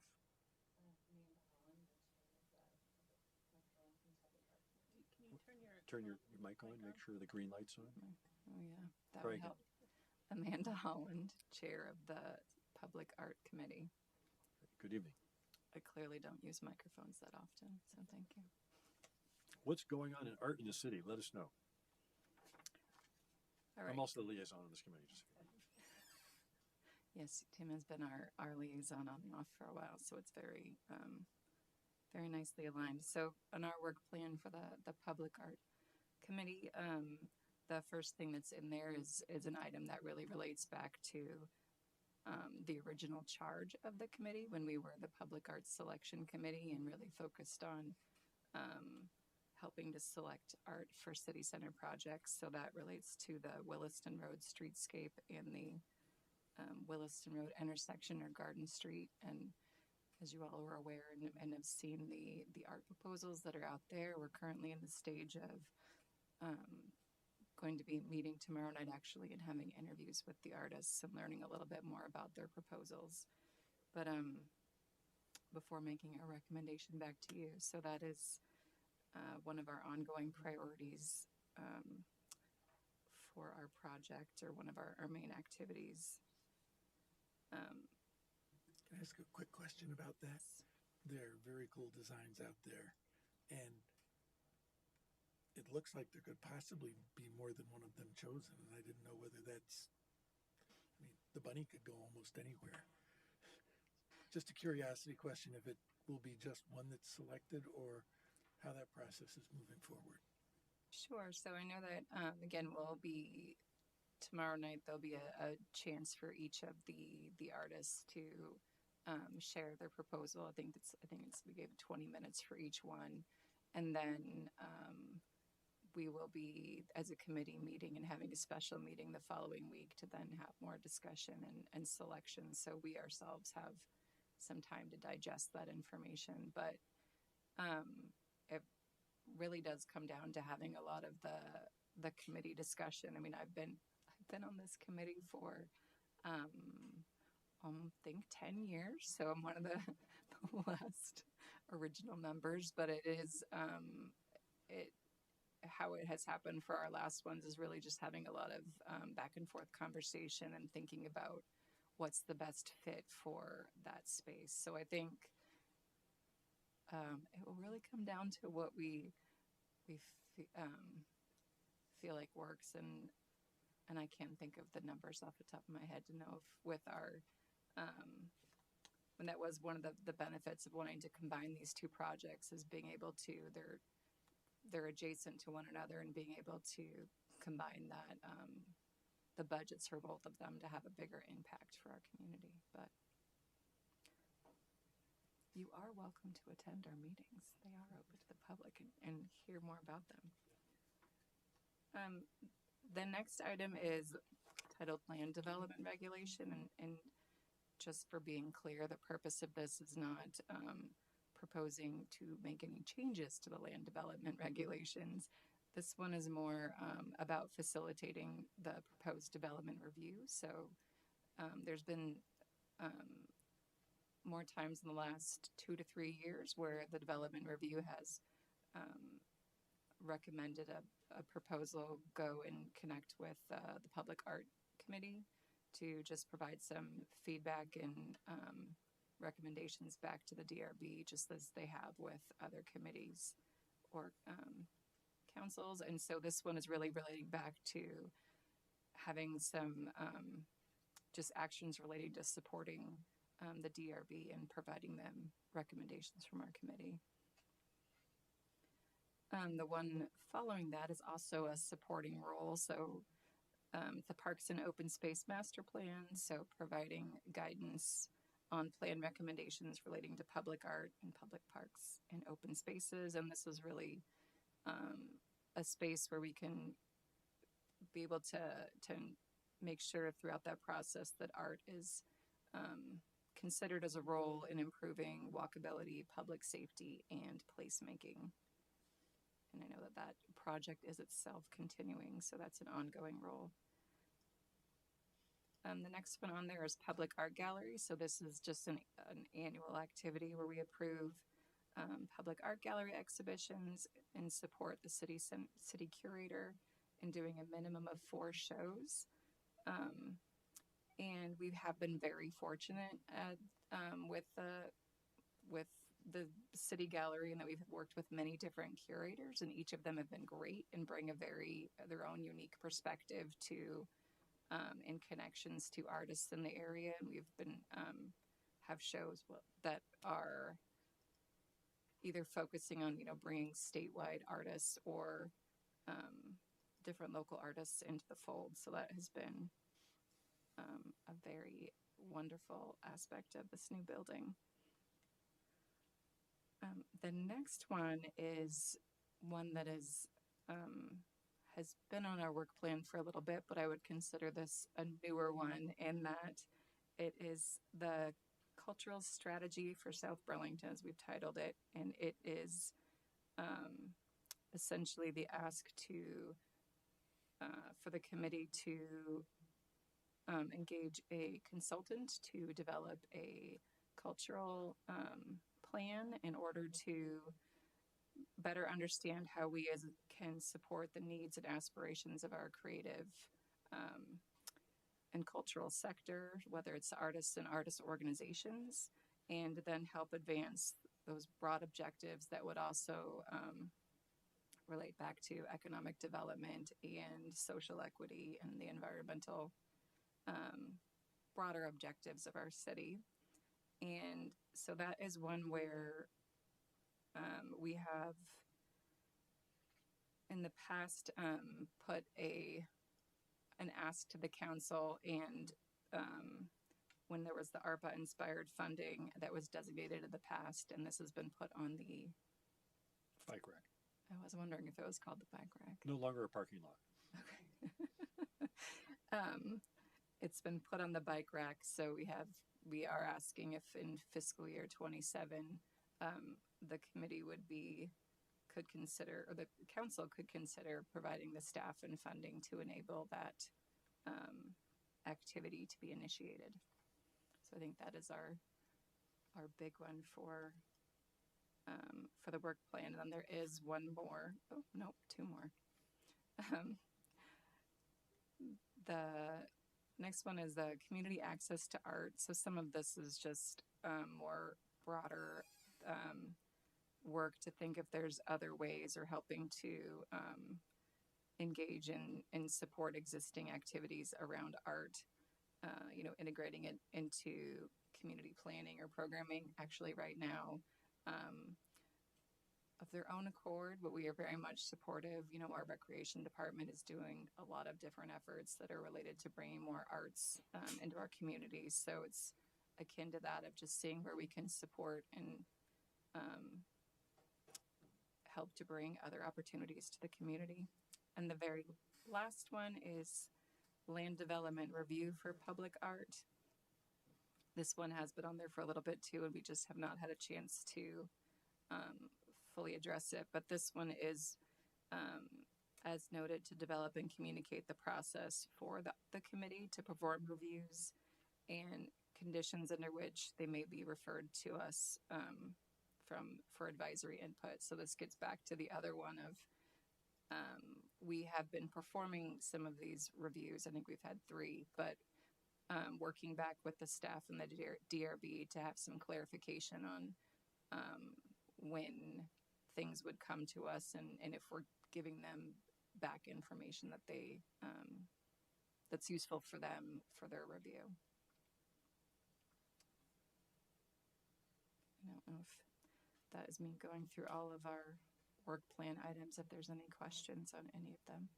Great, thank you. Yeah, the cultural strategy plan is really important, and it has been on the bike rack for over a year now, so I'm hoping we can focus on that. And did you want to mention anything about Jumbo?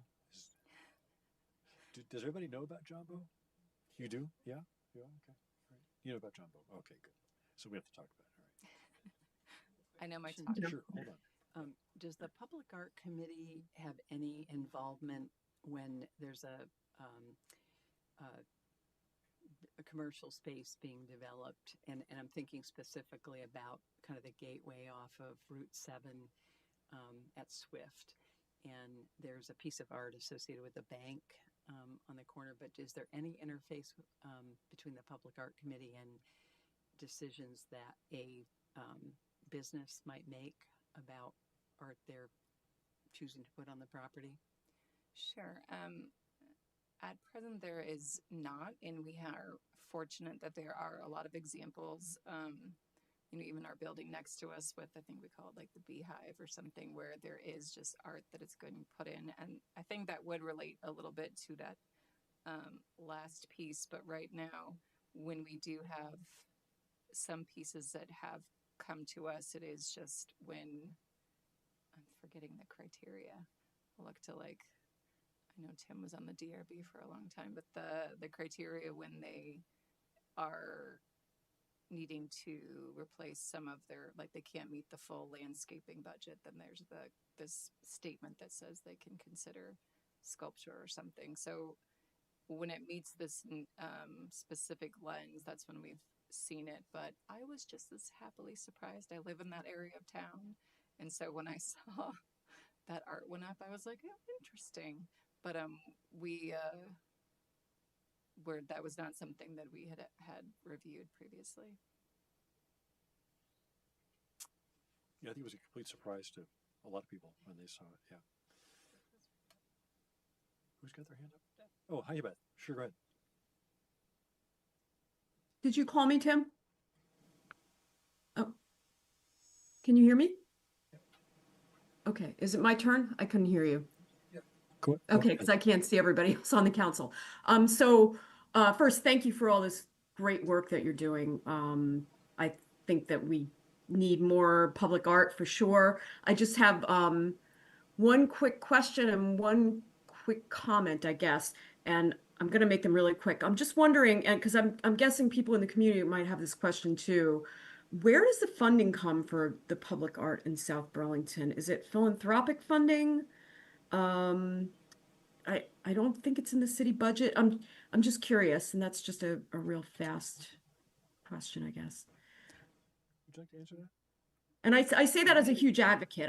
This is not in any way a suggestion that it's not important. We have somebody else coming to the table to join. Yes, because I was trying to look up when I was over there the percentage. I couldn't remember. Good evening, Chair Alana Blanchard, Community Development Director, and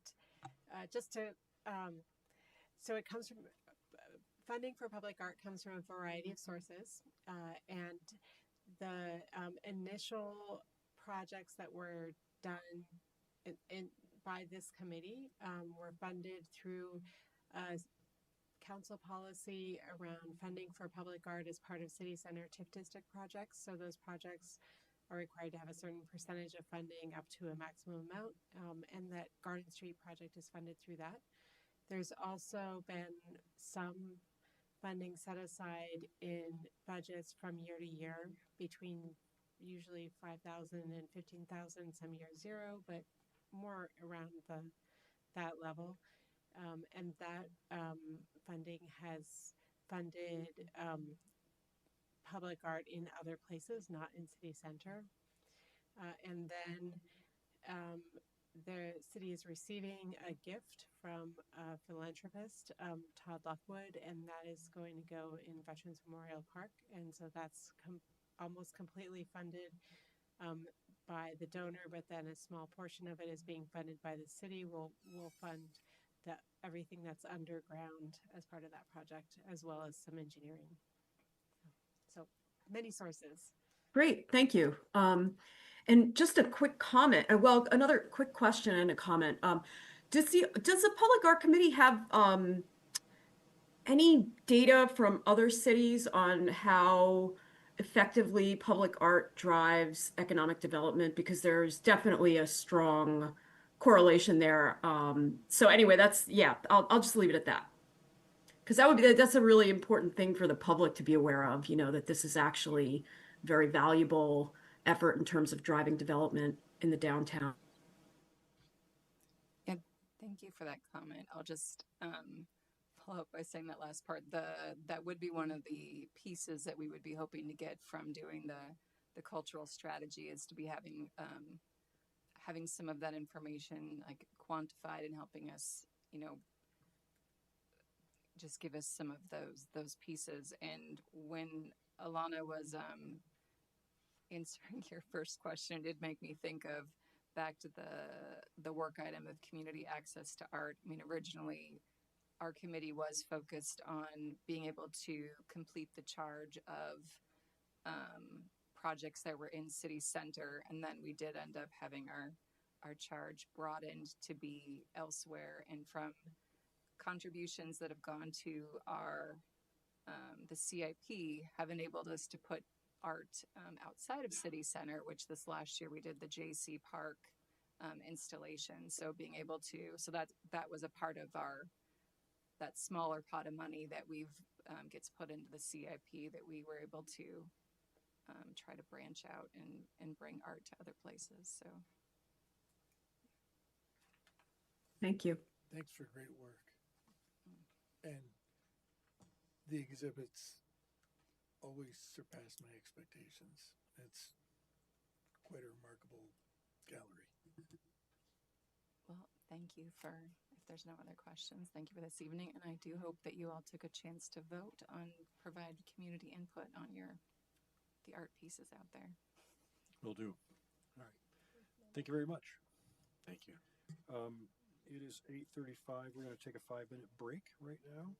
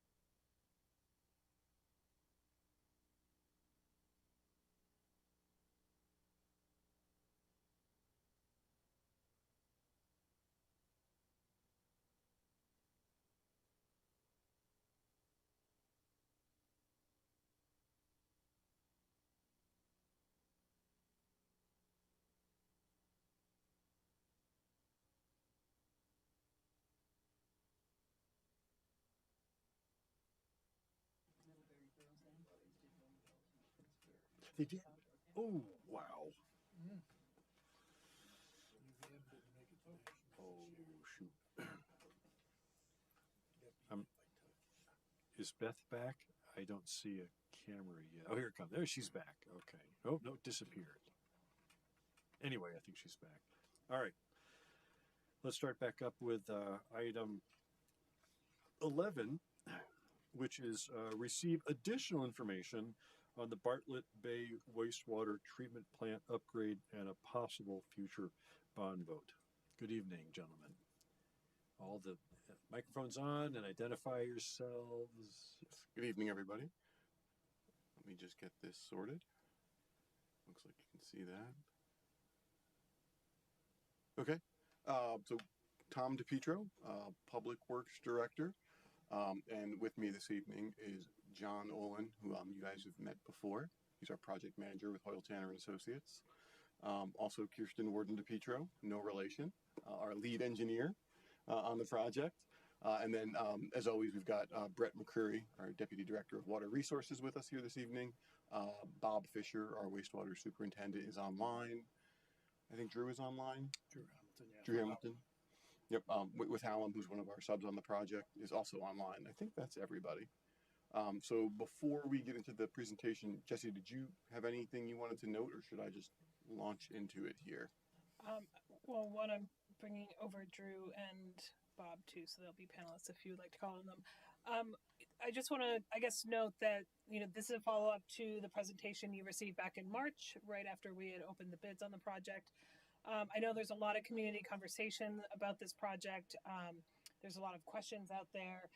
I would, I guess, like to just state that this is likely the largest, most complicated capital project we will do in 10 years here in the city, not only from an engineering perspective, but also from a science perspective. This is not simple building. This is not building a building. This is building a very modern, high-tech wastewater treatment plant.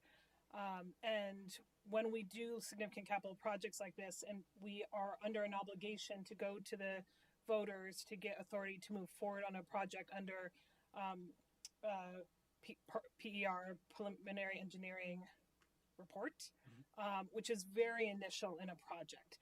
But we do that so we're not spending hundreds of thousands of dollars on staff time and consultant time to design and build something before we know if the community supports it.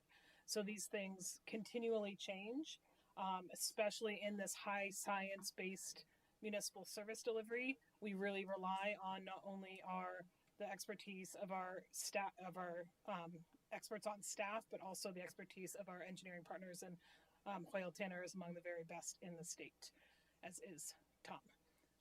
So that's the table setting I wanted to do, and I will turn it over to them to continue. Thank you, Jesse. And I would note, as Jesse mentioned, there's been some discussion. So John and I were pretty thorough. Any questions we received, we pulled them together, and we made sure that we had information to answer those questions in the presentation tonight. So just sort of as we go through a lot of the stuff that's been on your mind, hopefully you'll find that we answer it. So I'll turn it over to John at this point to run us through the project. Oh, before I do that, so we're going to do project overview very quickly for those that may be new to it or tuning in for the first time. So you'll see that, kind of talk about why this project needs to happen, what it is, and then we're going to get into some of the questions since last time, and then discuss next steps. Great. Thank you. Good to see you all again. And yeah, I really appreciate the opportunity to be here. We're going to go through some of these slides really quickly. If you want to go back and talk about, we're going to get through the design. Poor Kirsten, I've got slides in the middle for her to really go through quickly. But it's an opportunity to really talk about the full the full project. So I just wanted to get that out there. But yeah, so the project background, this is in the southwest corner of South Burlington. It serves approximately 7,000 residents of South Burlington, as well as commercial and industrial users. There's breweries, there's schools, there's a correctional facility, as well as businesses. So it's a really important part of your city, an important facility before the water, as you can see, before the effluent goes out to the Lake Champlain. All right, so plant history, just a real quick I'm starting in 1970, the original facility constructed for this facility that's currently operating with a sludge holding tank added in 1987. The plant upgrade to an AO process in 1999. Now, all that middle part, I'm going to just go ahead and skip because the next slide, I'm going to do it in more detail from the preliminary engineering report to bids received. But the final one on the far right of the screen, the bond vote and award and contract with August construction potential start with a successful bond vote. That's why we're here today for a bit more detail about that and our goal to ultimately get approval to move forward. Okay, so background on the design phase.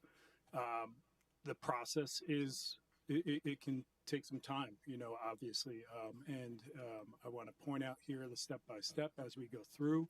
It's a real detailed connection with the city, with the operators to get the plant design that you need long-term, that the city needs and deserves. So starting in January 2023 is when our preliminary engineering report was complete. That's a study phase that's based on the limited amount of data that we have. When we get into design phase, we're collecting a lot more data through the project. January to August of 2023 is the CWSRF, Clean Water State Revolving Fund, Step 2. That's the final design loan application. And it takes time to work with this funding agency. We're talking about lots of dollars. So to get authorization to advance the project forward from January to August. At that time in September of 2023, Hoyle Tanner, we got our notice to proceed for final design phase. And the table below is what I really want to point out for everybody. So to give an understanding of where we started. And I'm not going to read every single phase of design. I'm just going to skip through a couple. So we started the original design schedule, the middle column, shows a May 20th, 2024, 30% design submission, and an April 1st, 2025 completion. So from September to April, that's approximately 18 months for the design. A plant of this size, that is standard. That builds in the time for not just the design and the coordination with the state and with the city, but also for permitting, and if there are right-of-way challenges, to work through those appropriately. So the middle phase there, where it originally says NA for pre-procurement biological process. At the beginning of design, our engineers determined that it was beneficial to do a pre-procurement, which we did get city council approval for, bringing in a specific vendor for the biological process. That enables the rest of the design to be more precise to the needs of that specific design type. So our buildings are sized just for it. The other equipment associated in the plan is designed to work in concert with it. So it was a really important step that allowed us to get to the end of the project with a well orchestrated design. So the last phase there, bid documents. April 1st was our initial goal, May 23rd, pretty close to the original estimate, and it's accounted for in the time it took to do the biological process pre-procurement. That led to May through November of to secure that step 3, the construction loan application and approval to bid from the state, and in January 2026, bids were received. So I want to jump in just a minute because I know there was some discussion about the schedule and the PER. I just want to make sure folks understand. So the preliminary engineering report, PER, within that document, there's a schedule that lays out a timeline, assuming that, the day that's finished and we went to bond, it would move forward in a very linear way. It's there as an example. So what was important for that, or kind of how I've interpreted that, is, okay, this is going to take 18 months from when we start. So after the PER, we took some time to get financing in order, as John has kind of described to you here. So there was a lag there. So it wasn't just a schedule. It was kind of planned, right? We move forward. We have to wait. We didn't have the money. We had to get the loan paperwork in order. We had to get a contract with Hoyle Tanner in place. So that's what that time between the end of the PER and the schedule that you see here that John's showing. That's the difference. All right. Can you just do a sentence or two on the advantage of using those state revolving loan funds? Yeah, well, we're going to talk about that a little bit, but so that is a good funding source for municipalities for projects like this. It is a low interest rate loan, and it 2%. Yeah, and so it's very common for us to use that funding source, or otherwise we'd go out on the kind of open market and we'd have a slightly higher rate, certainly, for our interest rate with that. At times there's some loan forgiveness, and there's also possibility of getting a pollution control grant of up to 9 million potentially if that money's available. It's sort of a complicated system they use to determine or if that money is available, but there is that potential there depending on kind of what moves forward in front of us and how that falls forward. I'm going to take over now, Kirsten DiPietro Warden. I just want to talk about the upgrade design for the facility. So this is a large-scale refurbishment upgrade of the existing facility. The permitted capacity of your plant is 1.25 million gallons per day. We're not changing or expanding that permitted capacity. But what we are doing is we're providing a peak hydraulic upgrade. The existing plant was only designed to pass 3.75 million gallons per day, but the new design peak hourly flow is higher at 5.7 million gallons per day, and that is based on empirical data that we have from the plant of storms that the flows that the plant has seen from wet weather events. So can I ask a question on that? I thought that and I could be mistaken, that our stormwater and sewers were separate systems. They are separate systems, but every collection system, sanitary collection system, is quite leaky, especially the vintage of the collection system in South Burlington. It's inherent that they leak. So when we have historically seen peak flows come through the plant that are timed, they are due to infiltration. So leaking in. Yes, it's leaking in. Interesting. Leaking in. And there's also potential for cross connections too. So years ago, we found a rooftop at a commercial building that was good size that was actually connected to our sewer system. So we made them disconnect that. And that alone wasn't going to solve the problem, but those kinds of things exist out there, and it's a whole separate project to go out and find those and eliminate them, usually at the property owner's expense. So our analysis have found that we needed to do a peak hydraulic capacity increase at the plant. This is not your permitted flow. This is just the peak flow that we need to pass and treat through the facility. The effluent phosphorus limit is not changing, and the plant has historically achieved ultra low phosphorus removal, and they do a very good job. But they're adding a lot of chemical coagulant to remove that phosphorus, and they use cloth disc filtration. The upgrade is to provide an enhanced biological phosphorus removal to reduce chemical consumption. The upgrade is also setting the facility up for the next 20, 30, 40 years when there's future nutrient removal limitations, potentially nitrogen or ammonia. The plant doesn't have that in their permit right now, and we don't have a crystal ball to know if those will be implemented, but they do have to monitor them. And when we monitor in a discharge permit, the writing's on the wall that they will eventually get those kind of limitations in their discharge permit. So this upgrade will set the city up well to meet all of those kind of nutrient limit. Do you want to just go back? I can run through. Yeah. Okay, keep going. Like I said, we can come back to. We can come back to anything. So there's aging infrastructure at the facility. What you see here is the steel tank that holds sludge. The existing solids handling is to store sludge on site and then truck it over to the Airport Parkway facility. As you can see, there's a hole in the existing tank. So the tank is at the end of its useful life and needs to be replaced. But also the operation of this is not good for the city. It's multiple truck trips a day, which is high in greenhouse gases. There's poor screening at the headworks, which results in a lot of junk getting through the screen to the sludge, which then has to go to Airport Parkway and has to be treated through their liquid stream so that they can screen out all the rocks and the grit and the junk that's coming through. And that's causing operational problems at Airport Parkway with that facility, as well as with their digesters. So this is one example of age-related equipment that needs to change. The other facility challenges, like I just said, are these wet weather events. and not having system redundancy.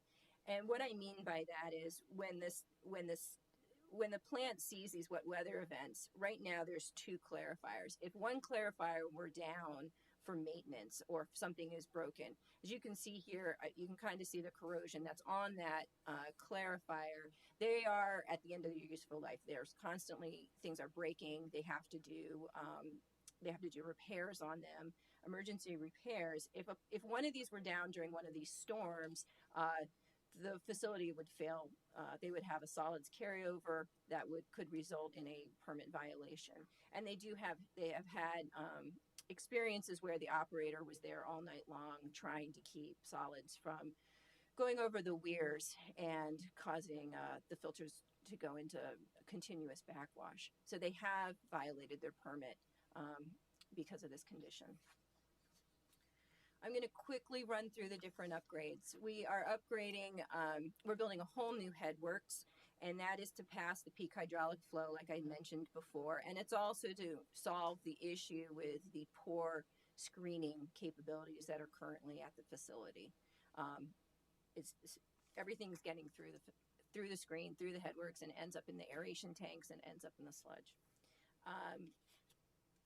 This one. So the biological process is being upgraded from what we call an AO, which is an anaerobic oxic process, to an A2O process. That's an anaerobic anoxic oxic process. And I can get into the weeds on that if you're interested.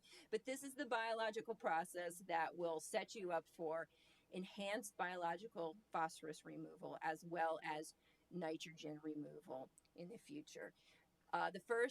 The first tank that is shaded, that is the anaerobic selectors. And I just want to add that we're doing something very cool here. We're adding compressed gas mixing, so we have the ability to turn that first zone into a fermenter to help with that biological phosphorus removal. I won't go into keep the easy words, which is like an enhancement to the A2O process.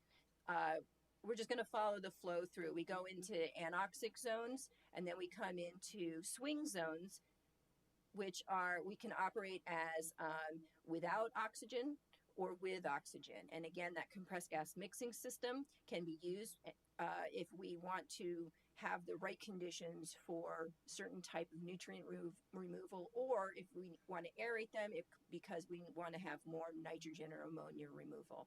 From there, everything gets pumped through the biological building. There are pumps in the lower level of that building, and it is pumped up to the higher level, the upper tanks, which are all aerated, so those are oxic zones. From there, flow goes onto the clarifiers.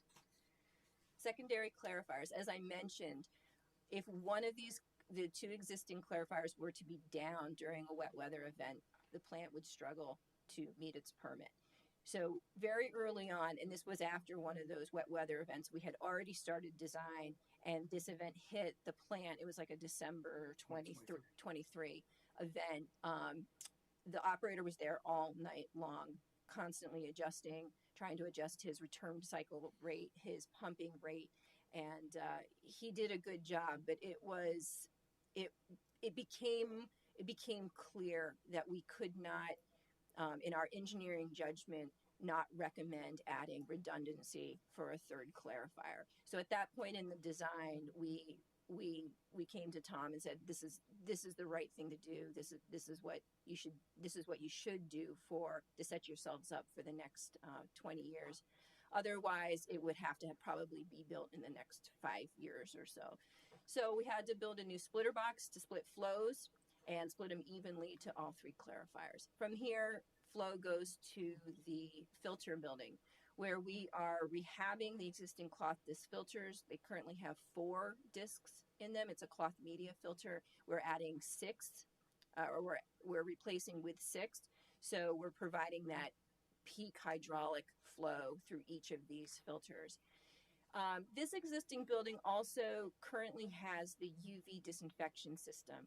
That system is not able to treat that peak hydraulic flow, and it is completely unsupported by the manufacturer because the electronics and the control plan are completely out of date. So we tried, we looked at what else we could do in here and quickly came to the conclusion that we would either we needed to build a brand new UV channel for the hydraulics and the detention time that you need for the UV disinfection system to be effective. So that then brought us to the conclusion that we should build a brand new UV channel with a new building. And at that point in the design, we were entertaining the concept of effluent heat recovery, which needed a large wet well to use through their process and to heat the campus. So this new building has the UV disinfection system. We're going with an incline system where it's going to be a 3-bank system, and we've left room in the channel to add a 4th when it is needed sometime in the future. If we look to increase the permitted capacity of this plant, or we see storms that are worse and worse and we need to treat a higher peak flow. We can keep going. Go quickly, sorry. Sludge storage. We're trying to solve that issue of having to constantly haul sludge to the airport parkway facility. So we're building 2 new concrete covered tanks. They will have a compressed gas mixing system in them and an odor control system, because this is in a residential area. So we're trying to mitigate odors as much as possible. And then a new operations building for the current building is what, over 60 years old. So new offices and a kitchen, a laboratory, new mechanical rooms, a locker room and bathroom, and a 3-bay garage to house the water resource trucks. Lastly, I want to touch on the digital performance platform. Part of the pre-procurement was to, with the preferred manufacturer, was their digital platform. And what this is, and I'll try not to get into the weeds, but basically we're providing a real biological model of the plant that sits in the cloud. And we have instrumentation all over the plant, all over in the different tanks, things like dissolved oxygen, nitrogen, phosphorus, total suspended solids. We're sending that information online, real-time data, every minute to the cloud, to this digital twin model. It is making predictive decisions about the plant and sending those instructions back to the plant to adjust things like the blower speed. If we need more aeration, it's saying, it's telling it, well, my dissolved oxygen level is decreasing. So the performance platform will say, okay, well, we need to increase our speed so we can put in more oxygen. I need to turn down the recycle rate. It sends a signal to do that. This would have been very helpful for Mike Fortin during that December storm, where he was physically running and manipulating and turning pumps up and down the whole time. This would do it automatically. It can also go into a storm mode where it sees the forecast that's coming and makes predictive decisions about the plant to start to settle solids out in the aeration tanks ahead of a storm, so that there isn't a violation at the clarifiers. It will also work with the flex load management that we're implementing with this program in the SCADA system ahead of a peak demand event from Green Mountain Power. It will tell the plant to do certain things to adjust for it, say like pre-aerate the aeration tanks, and then during that peak load event, it'll turn the blowers off so that the DO can then slowly drop. Are those set points direct communications back to the real plant, or are they recommendations that an operator has to implement? No, it's sending direct instructions back. Everything is can be overridden, right? But there are set points, that are determined by the operator and by the manufacturer of the digital performance platform. When you all have heard me talk about the plant AI, right, this is what I'm talking about, or our ability to optimize, whether it be we want to put out the least phosphorus or use the least electricity. Sort of this is where we're able to do that with this system. We talked about that in the past. So hold on a sec. I know you guys can't see her, but Beth has her hand up. Yeah, thanks, Jesse. Quick question. So typically you know, any type of digital platform like this, there's some type of ongoing IT maintenance required, including cybersecurity. So I'm wondering if you could comment on that and what the ongoing cost of managing this sophisticated IT system will be. Thanks. Give delay.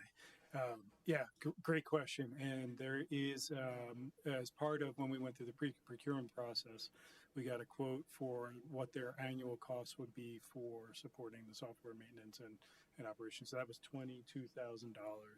But stick around for future money slides because 22,000. But right. With what it can help save through chemical savings, energy savings, gas consumption. So it's, you know, and I do want to say, like, this is the way we can see this doesn't eliminate the need for an operator. It allows the operator to have a better job, right? Like, you know, what Mike was doing in the middle of the night, there's not many people who would sign up to do that. There's already a shortage of operators, not just in Vermont, but in the country, in wastewater operators. This is going to allow them to have a better work life, and there still is quite a bit of analyzers. There's still a lot of equipment, and they have control. They have that override control. They are decision making with AI as their best friend. It's basically solving the labor shortage problem with operators. It is the very smart operator that helps. These analyses in the lab take a long time to figure out. I mean, the operator could sit in the lab and do a state point analysis on the clarifiers. That takes time. So these are happening in real time. This is a computer model, just like AI. It's happening like that. I just worry about that cloud getting hacked and somebody playing havoc with There are firewalls, and there's a whole cybersecurity part to this. It's well beyond me to explain, but that is a concern, and we have been talking to the vendor about that. And I assume if something like that happened, the plant can be turned over to manual control. Exactly. So there's full reset. It makes everything harder, but there's a backup. Do you know how many plants Hubgrade is currently running right now? I don't have that number, but you will be the first in New England.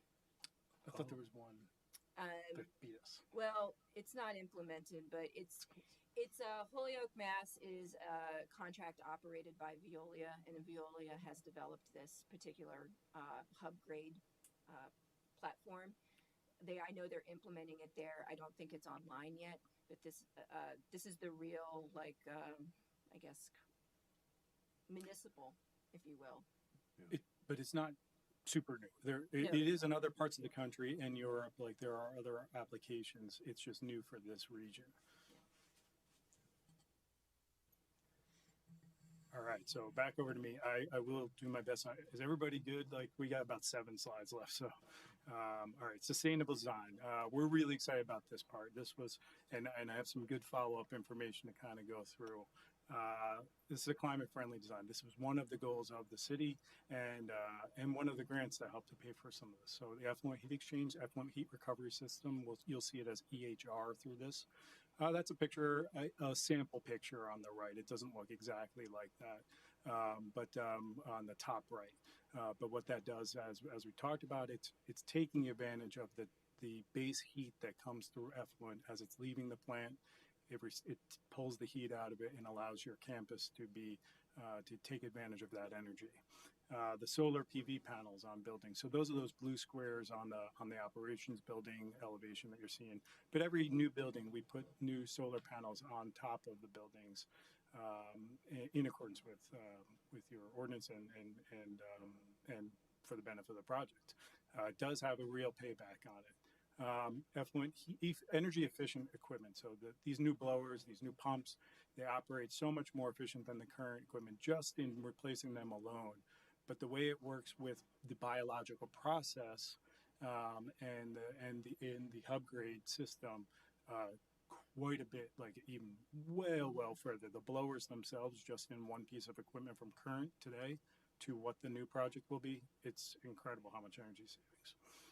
Then the digital performance platform that optimizes both the plant electrical usage and chemical usage. The heat exchanger, what do you do with the excess heat? Bring it back and heat the buildings, or? heating the buildings, correct? Heating buildings. And the water that's circulating there, that's just prior to it exiting the plant. Correct. So it's extremely clean at that point. Correct. So your heat exchangers are a bunch of plates that are all, pressed against. I'm just worried about, any contamination in that water, clogging it up or something. I don't know how often they get to be cleaned or. They do have a conditioning system that is designed. Okay. That was something we looked at because I had the same question originally. How clean does this water need to be to get through these units? And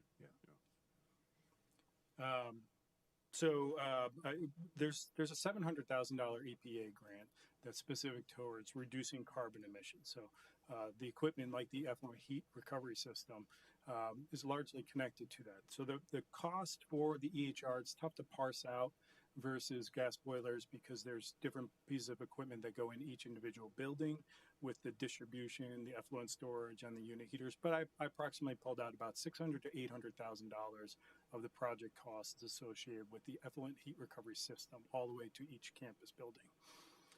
And then for solar, approximately $250,000 to maybe $350,000 in our engineer's estimate. Now, as we talked about before, we don't have the contractor is not under contract, so we don't know the actual bid prices on this. This is what the engineering estimate pulled out. So I want to pause there just to make sure folks understand that. We talked about it last time. Okay. Great. All right. This slide says it all, right? I'm not gonna read every number up there because nobody wants to hear that, but I'm gonna focus on that delta column and then the annual cost savings. So for the top one being electrical consumption, the delta is about 114,000 kilowatt hours from today's operation to day one after the plant is built. An approximate savings of $22,800. The natural gas consumption, Lou caught a mistake that I made on this. The existing annual that I have on the far left, that's actually if the plant was running on natural gas in its proposed condition. The existing annual is closer to around 7,000 CCF, so it's still a significant savings, but it's about half of what I have shown there in cost. But the delta between essentially what we did want to put a little bit of gas being used because there is some backup operations and that you'll cycle on and just to keep the equipment running. So it doesn't drop fully down to zero, but it really does in how it operates. So that's $21,000 or $22,000 in cost savings. And then production, we're gaining some electricity. So approximately 105 kilowatt hours for the new solar that we're bringing to the project, 21,000 in annual cost savings. And then chemical consumption. This is a big one. Chemical costs a ton, and it's only going up, especially with rare earth minerals going up and stuff. So with 44,000 existing, that delta comes down to about 35,000 gallons less in chemical. That's $134,000. What change enables that? That's the whole biological upgrade. Oh, okay. Yep. You got it. And so I just want to interrupt again for a second. So have you guys received the Q3 financials? Yes. Okay. So if you look at that, and we're going to be talking about it in Q4, the cost of the coagulant and that particular line item has gone up and up and up. So we'll have some charts in there for you for the end of the year to show you kind of what those costs are versus what they've been the last few years. But my direction to the operators at this point is so we've operated always trying to put out the absolute least amount of phosphorus that we can. But that requires chemicals to do, right? The coagulant. We are reaching a point now where we're spending what was allocated. So my direction to them has been try to keep it on that budget line item as much as you can. And so that may result in some additional phosphorus output over the next couple of months as we try to maintain that line item. So that's sort of an operational change we made. So as we go forward talking about budgets, that coagulant line item is going to be something we talk about. And we may no longer be able to put out the absolute minimum phosphorus. We'd be forced to make a decision about kind of where we want to achieve, what we want to achieve at these plants from a cost basis. And Tom, what are the fully burdened operating expenses for the current operation? I don't have that number.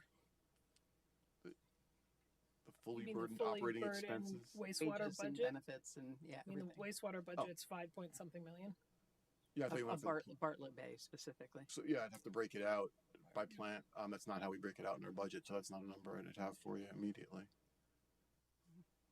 So do you have an idea of the percentage savings that this 200,000 a year I can follow up with you on that. I guess it'll take a fair amount of work, counselor, to go through, take every line item, break it out. Kind of, we'll have to make some assumptions by plant because it's not always tracked that way for labor. So it would be not a precise calculation. Yeah. So, were you done with the slide? Yeah, go ahead. It's really helpful additional information.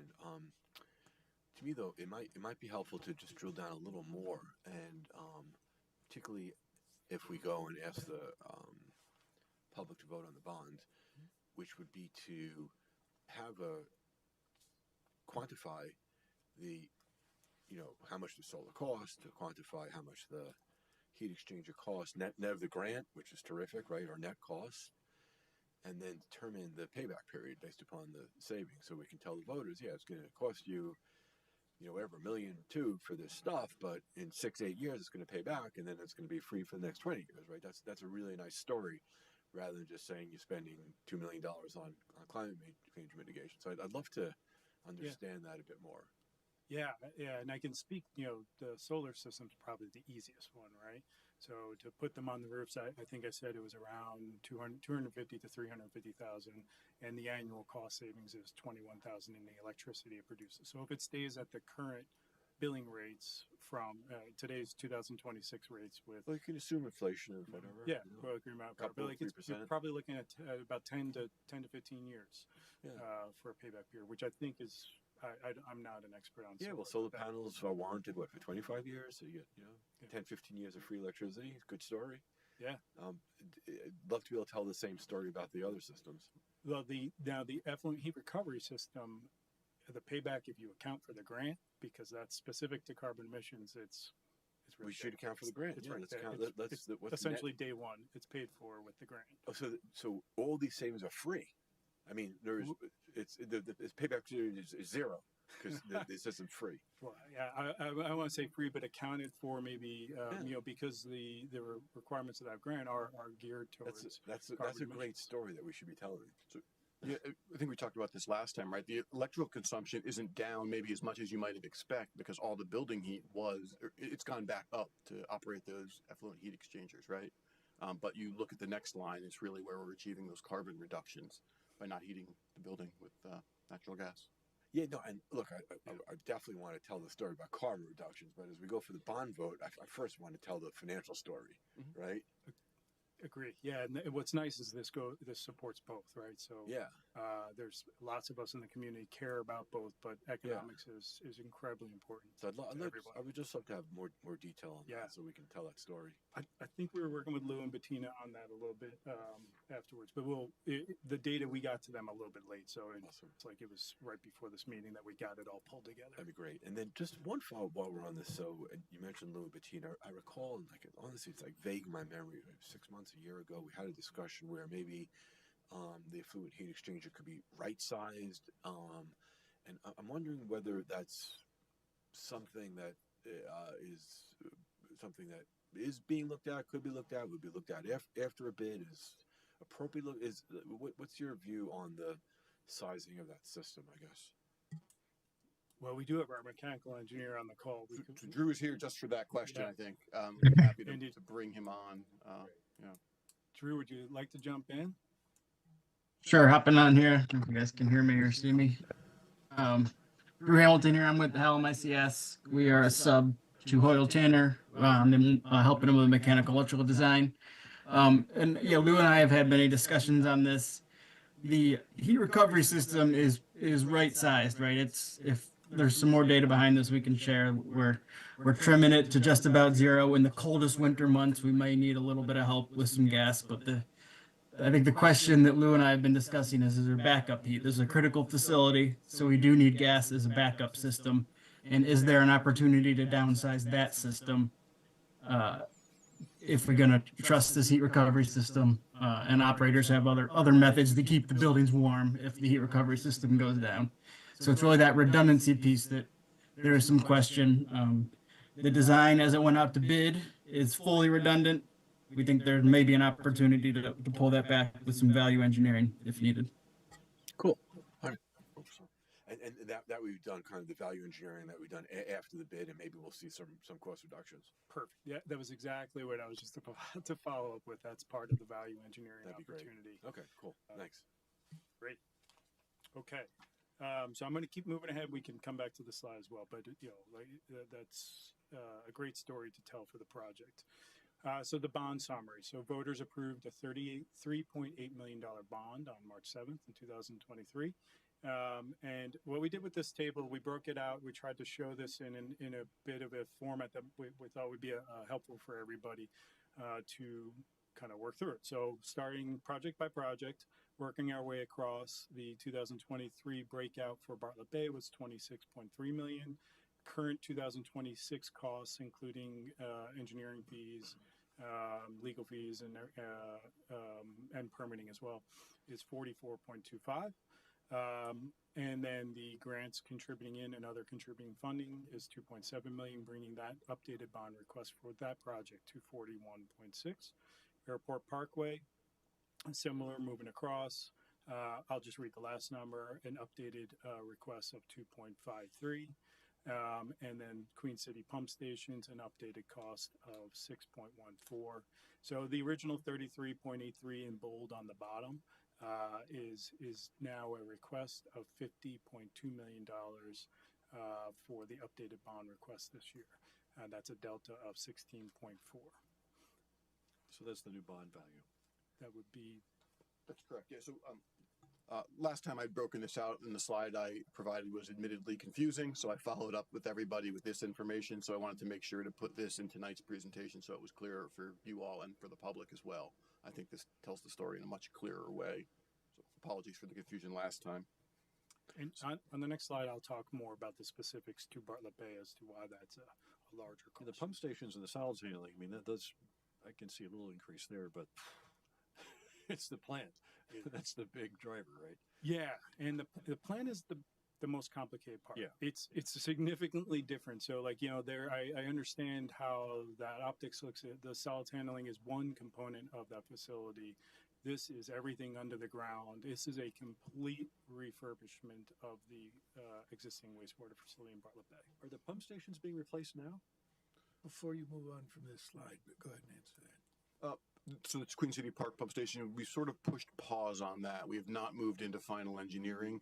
Couple of reasons, staff resource reasons. We can only do so many things at once. And also we wanted to really figure out where the plant is, because it is clearly the bulk of the funding for kind of that first bond and what we're proposing here. So we sort of pushed pause on that, unfortunately, while we get this sorted out.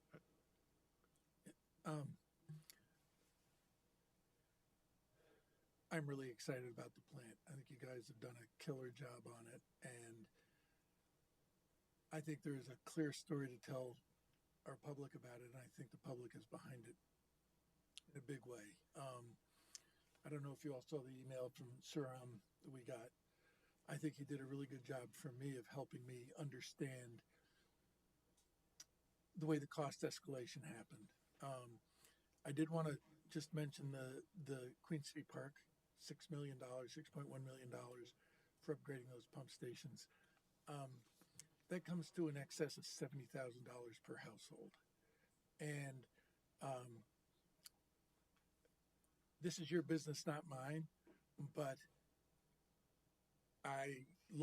knowing what's there and knowing what the new plan is and whatever, I really question whether that needs to be looked at in a different way. So I don't want to get totally off topic, but there's 3 pump stations down there right now that serve those 70 homes. You're down to 2. And we've eliminated it down to 2, saving at the time, the last time we did the math, over $1 million probably. Yeah. So I don't want to, this is for a later discussion, but I want to hear more about that before that gets finalized. So, but yeah, you guys and have done a great can job say, on this. Great. Thank you so much for positive feedback as well. And, I can say for those pump stations, we met with Brett and Bob, and I've talked to Tom about potential ways that we can reduce the construction costs on those projects. So they're very needed.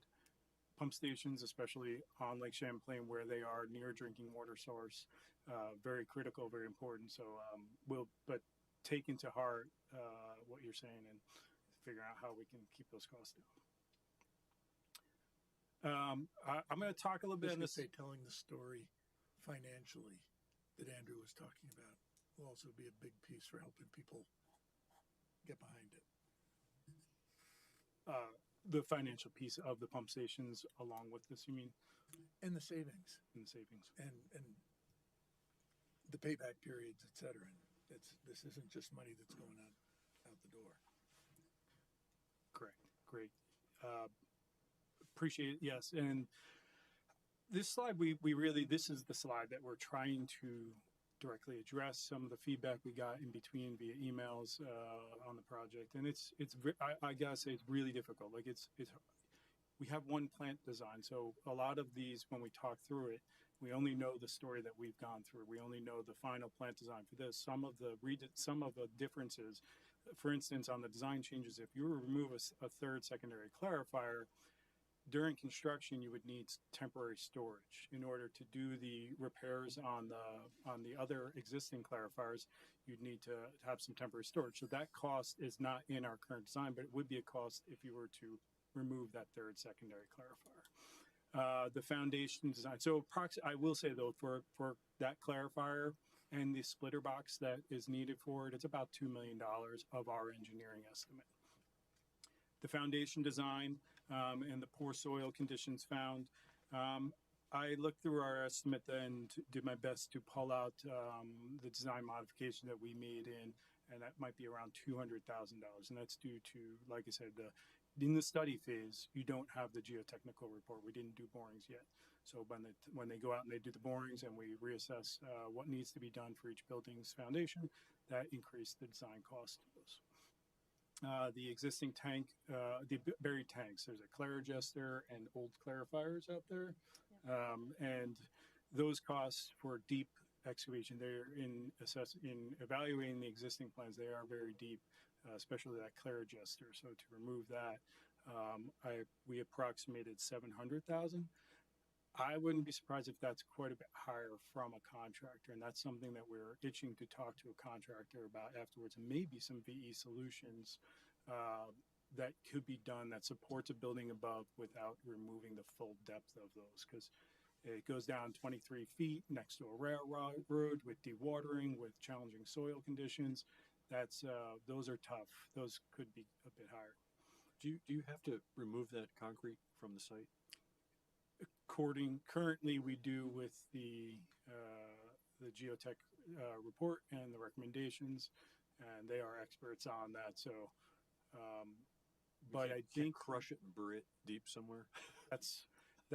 I would like to get a contractor on board who can come up with some, when they're on board to talk about the VE potential. How much is this? What if I'm wrong? What if it's actually less than that? So we need to know the real cost. We need to talk with the experts on how to do the methods. And there may be other soil injections. There might be other techniques that could be done that could save costs for the project. Climate resiliency, EHR, solar capital. We talked about that on the previous slide. Permit restrictions. So going through the design process, we discovered that there's very sensitive wetlands to the north of the site, just beyond the fence line, which restrict, and as well as a wildlife habitat. And we thought in the study that we'd be able to, you own the property north of the site, but we were restricted to not be able to build upon it. So that meant that the construction staying inside the fence line. Every time you get tighter and you're building on top of where your existing stuff is, it increased cost of the project. That's very hard for us to estimate. That's something that a contractor looks at and knows where to apply risk, where to apply costs for temporary relocation of utilities. So I approximate 500 to $1 million out of our estimate associated with building within the fence line. That I don't have great data on, because that's not something like we can do per linear foot of pipe. We can get those real costs or those better design engineering cost estimates. So that's just a few of the design changes or design discoveries during the design phase. Now that's normal. The study phase doesn't have the detail that we get during the design phase. external changes happened as well. And I know you've all heard this before, but I'm going to do it for any members of the public who are on inflation. There was rapid construction cost escalation. This impacted every industry. If you have a DOT or a transportation project, they saw it. Wastewater project saw it. It's unprecedented. It moved faster than our historic unit bid pricing and unit estimates could move. The Buy America, Build America Act, that has an increase, particularly on equipment costs. So that is where a lot of this equipment has parts and pieces manufactured overseas. It forced them to only look at American made, which is great, but it does come with some added costs. So you're not getting the most cost-effective equipment. I will say though, for folks on the call, we did get a waiver for specific piece of equipment where we could find value for the project at the best we could. Tariffs recently, an increase on material costs, and then very recently fuel costs, which are having an impact on construction operations. Good thing is like we said, we have a low bidder who's holding their bid price. They've worked with their vendors so we're going into the bond vote with that number. Is there tariff relief right now compared to the original bid? Do you know? I'm not aware of any relief specific to the wastewater industry. I know what happens though in bidding and in contractors is they have to put some level of risk tied to it. So when even if it goes away, if they suspect that there's a risk of variance, they include it in their cost because they're not buying something until a year out. If that cost is realized, do we get the savings? It'd be I think hard. That's when you have to trust your professional contract administrators that they will negotiate those change orders. Well, rest assured, I will go after it. Have you met Tom DiPietro?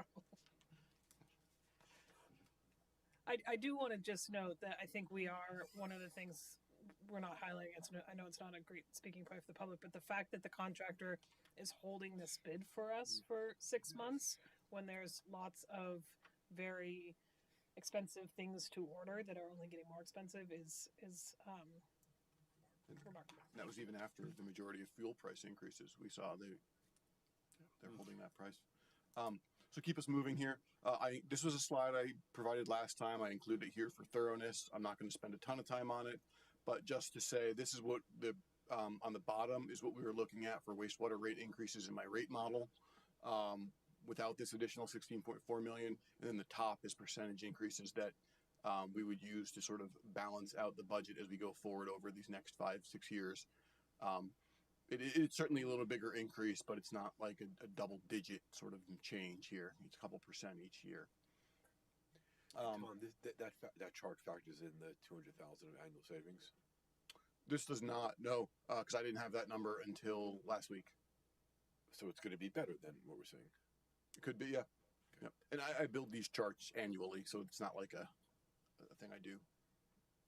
It takes a long time to build that rate model. And again, I just think this helps tell the story. So all those blue lines are the current cost for a single family home for wastewater in our region in Vermont. Our costs currently compared to all those blue this fiscal year is on the right in red. So we are at the lower end. If I don't escalate anybody, if everybody else held their price, that's what our rate would look like in fiscal year 32. So we're still not even at the top. And I can assure you that all those other communities will be increasing their rates over the next couple of years as well. So we may still find ourselves towards the bottom of the cost relative to the other communities. 8,000 per year. That's not even. The minimum charge is 1,000 cubic feet per month, right? Yeah. So yeah. Oh no per third of a year. I'm sorry. Per quarter. Per quarter. Quarterly bill. Okay, so that's double. Okay. That's more. Yep. Okay. So I had the numbers last time, Tim, about what percentage of our customers are minimum rate. I didn't bring that tonight. I apologize, but not only are you not at the top in terms of cost, but you're also going to have state-of-the-art equipment way beyond what any of the others are doing right now in terms of treatment. Yep. And efficiency. Wastewater cost only. It wasn't wastewater and freshwater, right? Just wastewater. Just wastewater. There's a separate chart yeah. I've provided previously for the drinking water, but this was again. We discussed this one in a little more detail last meeting. So just flip back. I just want to see if I can ballpark something. This one? The one before. So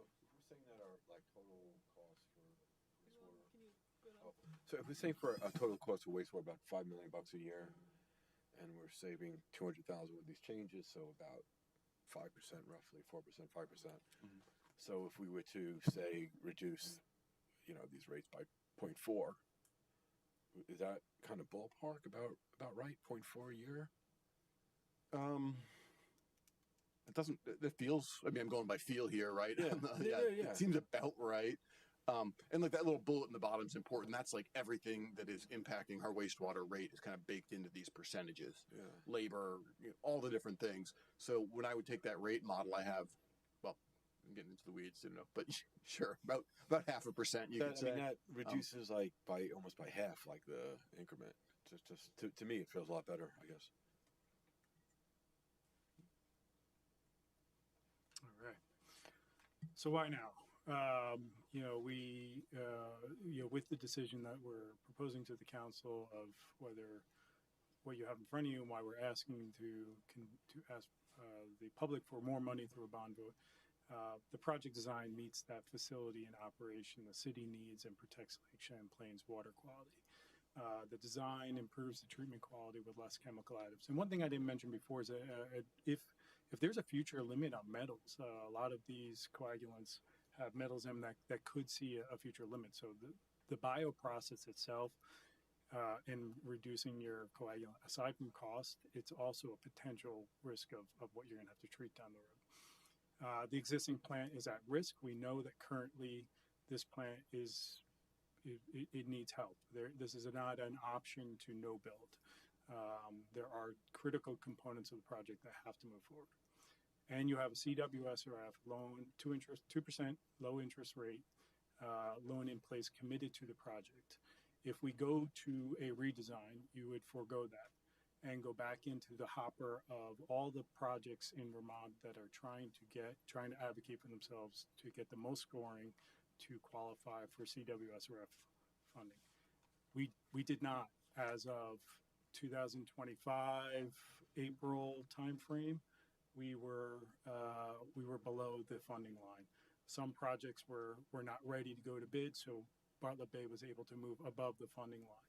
So it's that close. You're teetering right at the point of scoring of needs throughout the state with other communities of being able to fit in this program. If you don't fit in it, you can get there's other options for funding like a bond bank loan, but that's going to be a percentage closer to 3.75 or 4.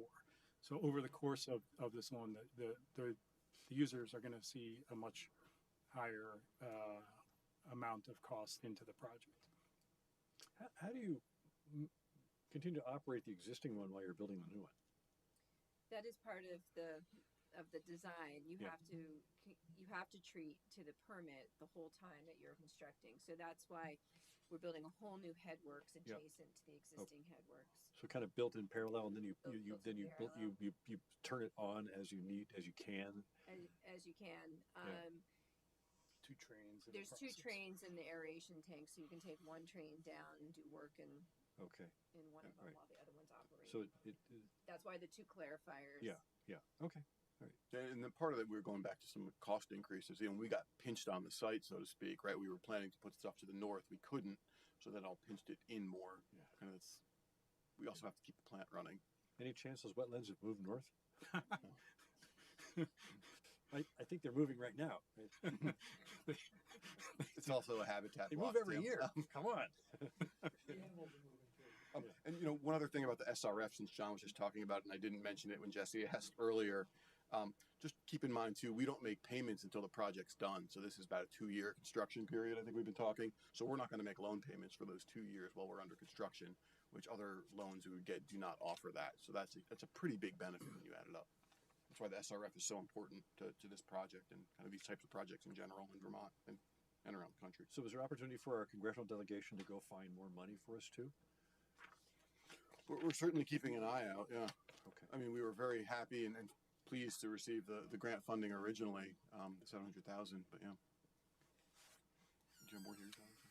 No, I mean, essentially, we have an approved permitted design that's complete, and you have a qualified contractor holding their bid price to complete the work. So that's when you have a project that's gotten to that point through all of the detailed work with the city, with the DPW staff, and we are ready to go. We're just chomping at the bit.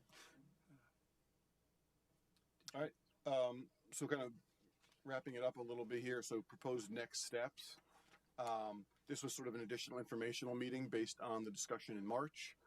Certainly happy to answer questions here when we're done with these slides. But next steps would be that we would be asking council to pass a necessity resolution and approve ballot language in June. That allows us to meet various deadlines for the August vote. We would do a public informational hearing the night before the bond vote. And the bond vote would be on August 11th. And then after that, we would kind of award that existing contract. I'm not going to read it because it's only a draft anyway, but that is the bond language. We've been working with bond counsel, so we would finalize that, some version of that language, and that's what voters would see.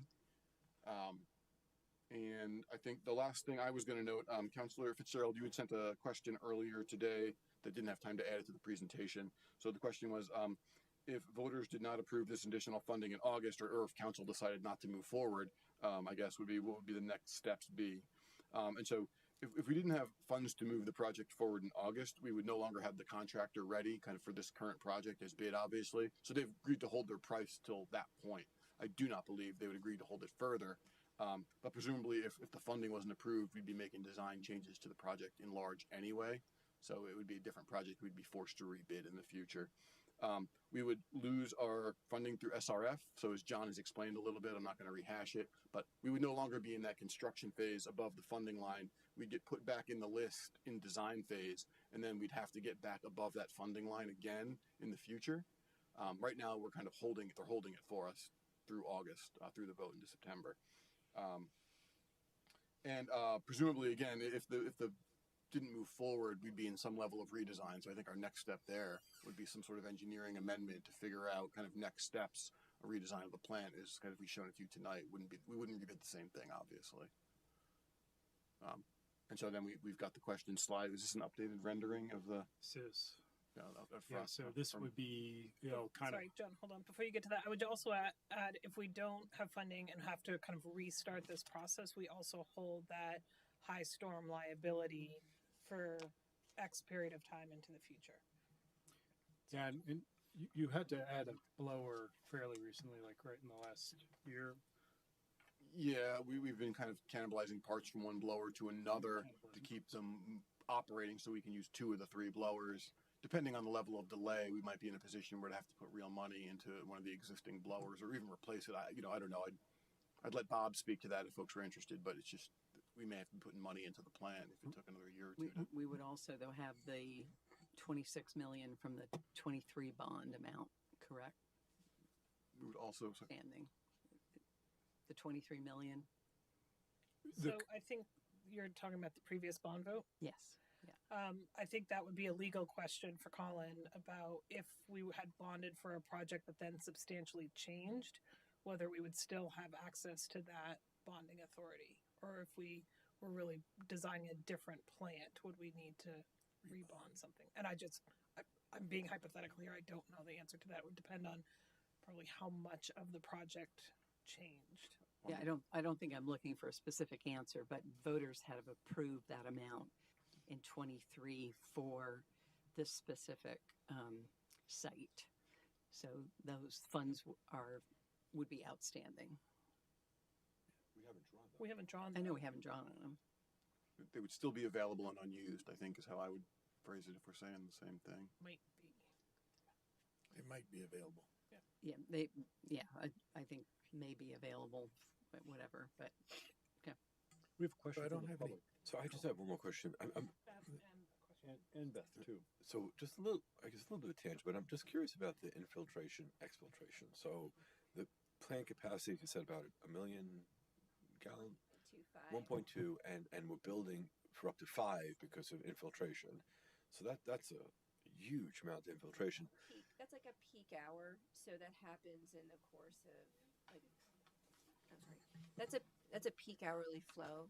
So that occurs during 60 minutes, like when you see it when a storm starts and it kind of peaks up, but it comes back. Yeah, sure. But I guess my question is, if there's that much infiltration, how much exfiltration is there, and is there an opportunity? Like, are we leaking sewage? Like, Generally, high flows are very dilute. Because it's diluted from rainwater. So you don't have any combined system overflow points in your system, so you're not discharging. I guess I'm asking a slightly different question. So somehow a lot of stormwater is getting into the system because there's leaky pipes. So is the sewage going the other direction too, like through the leaky pipes into places where we don't want it to go? It's leaky pipes and cross connections too. So if people have foundation drains or footing drain pumps hooked up that we're not aware of, the roof drain example I used, right, there could be a lot of that within the sewer shed for the plant. Okay, so there's infiltration. It's a combination. It doesn't necessarily mean there's exfiltration. And sometimes manholes, there's deficiencies at manholes where there might be cracks. I think the city of South Burlington does routine CCTVing of their collection system and identifies problemed areas and fixes them. I mean, you have a program where you're looking. We do, yeah. I mean, we're very much reactive still. We recently have a new position that joined us recently, the collection system manager position, that we're getting that person up to speed to go and do more of this kind of thing, actually, Andrew. It's sort of part of his mission to find and resolve some of this. We know when we have freshwater leaks. We usually find out when we have sewage leaks too. We have a question on the line. Srini, can you hear us? Yeah, I'm here. Can you hear me? Yeah, first of all, thank you so much to the project engineering group for a detailed summary. I know that I have submitted a number of questions. So I'm going to focus at a very high level, not on the technical aspects of the project, but more around the management process, communication, and storytelling. The reason I quote management process and communication is I can't imagine every town and city in New England going through a similar process where you start with a very weak design, preliminary design, where you have a bond approval, and then you go through the discovery process of finding out that all the technical issues that you have to deal with that increases the scope of the project. And 3 years later, you come back and, you have a, much bigger project capital expense that you're asking the community to fund. So it's something about that process sticks out for me. You don't have to answer that question. Like I said, I just cannot imagine every town and city going through a similar process. The second part that I would focus on is really around storytelling. And I think a couple of councilors already mentioned that. I think the piece around design changes need to be communicated very clearly. What the capital dollar impact of that. I think the project engineer gave some insight on some of the individual items, but I think that needs to be carved out separately and say that these are the explicit design changes that came along the way that warrants the extra spending. And of course, then you have the escalation. The other question I have, you don't have to answer it now. The original project had a $5 million contingency. So are you planning still a 15% contingency for the total amount? Are there still uncertainties in the project? How much of this is a done deal?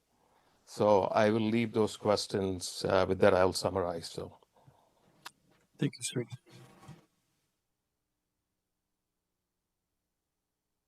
Did you have any response to the questions at all? Or? So I would just say, totally agree on storytelling. We've heard that tonight. We will work on it. I am accountable for all the operations in the city. Tom kept me absolutely up to date on this project and how it was proceeding. So if you have a management problem, it's with me, not with Tom, and not with the engineers. And we can get you the contingency question at your next meeting in June. Okay. I wouldn't mind speaking for a moment. So John and I have been talking about this quite a bit, just in general, right? Big picture, lessons learned sort of things. One of the things I did not do was after we've got the estimates from an engineer, we can always hire a construction firm to review it and give us a quote or what they would think it would be, like a real construction company. That's something we discussed doing through the process, but ultimately I decided not to do it this time.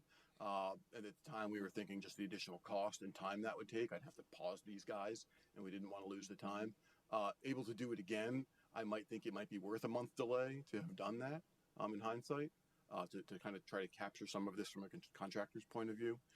And then from an overall process discussion, John, again, we were talking about this. So after we do a PER, it has been pretty common practice in the city for as long as I've been here now, 20 years, where that's when we'll go and we'll talk about doing our bond.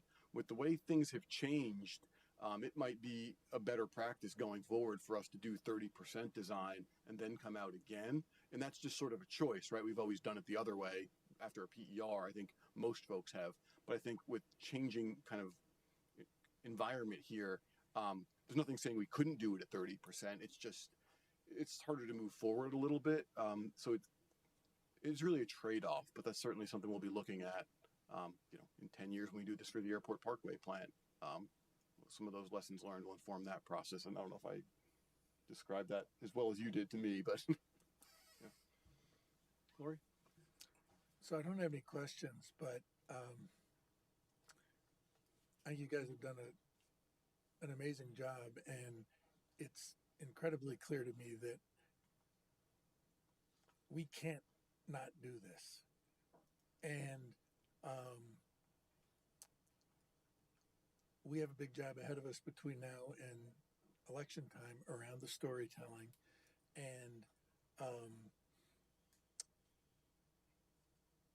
I don't want to threaten our community, but this is a really big deal. And if we lose the opportunity that we have now, that you guys have locked in with the contract that we have, with the funding we have, et cetera, we're gonna have a failure, and it's gonna be a big mess, right? So for me, it's not a matter of if, and it's like, we got to do this, and let's get the language and the story and the promotion that we need to, so that our community comes out and says absolutely. So I was going to end with this, and now's a good time. So Andy, our communications manager, has already started building a website to get more information to the public to improve sort of the storytelling. I'm actually meeting with him tomorrow afternoon to look at the first draft of what he's put together, hoping to have something out, if not this week, next. And certainly any other feedback that council would like, take a look at that. And we could put some other calculations, some other FAQs, or, whatever. This will need another paper article and a Councilor Corner article to reinforce it as well. Absolutely. And it'd be a great jumping off point what Andy and I are going to work on. My gut sense is that there's a lot of community support for this, even though there's sticker shock and a lot of chatter. If through communication we find out that's not true, it might be worth it to have some public meetings for conversation, have direct feedback to the community to answer their questions and help them get comfortable with where we are. I can't imagine us being stuck with a no vote on this and then going, now what? That's a scary proposition to me.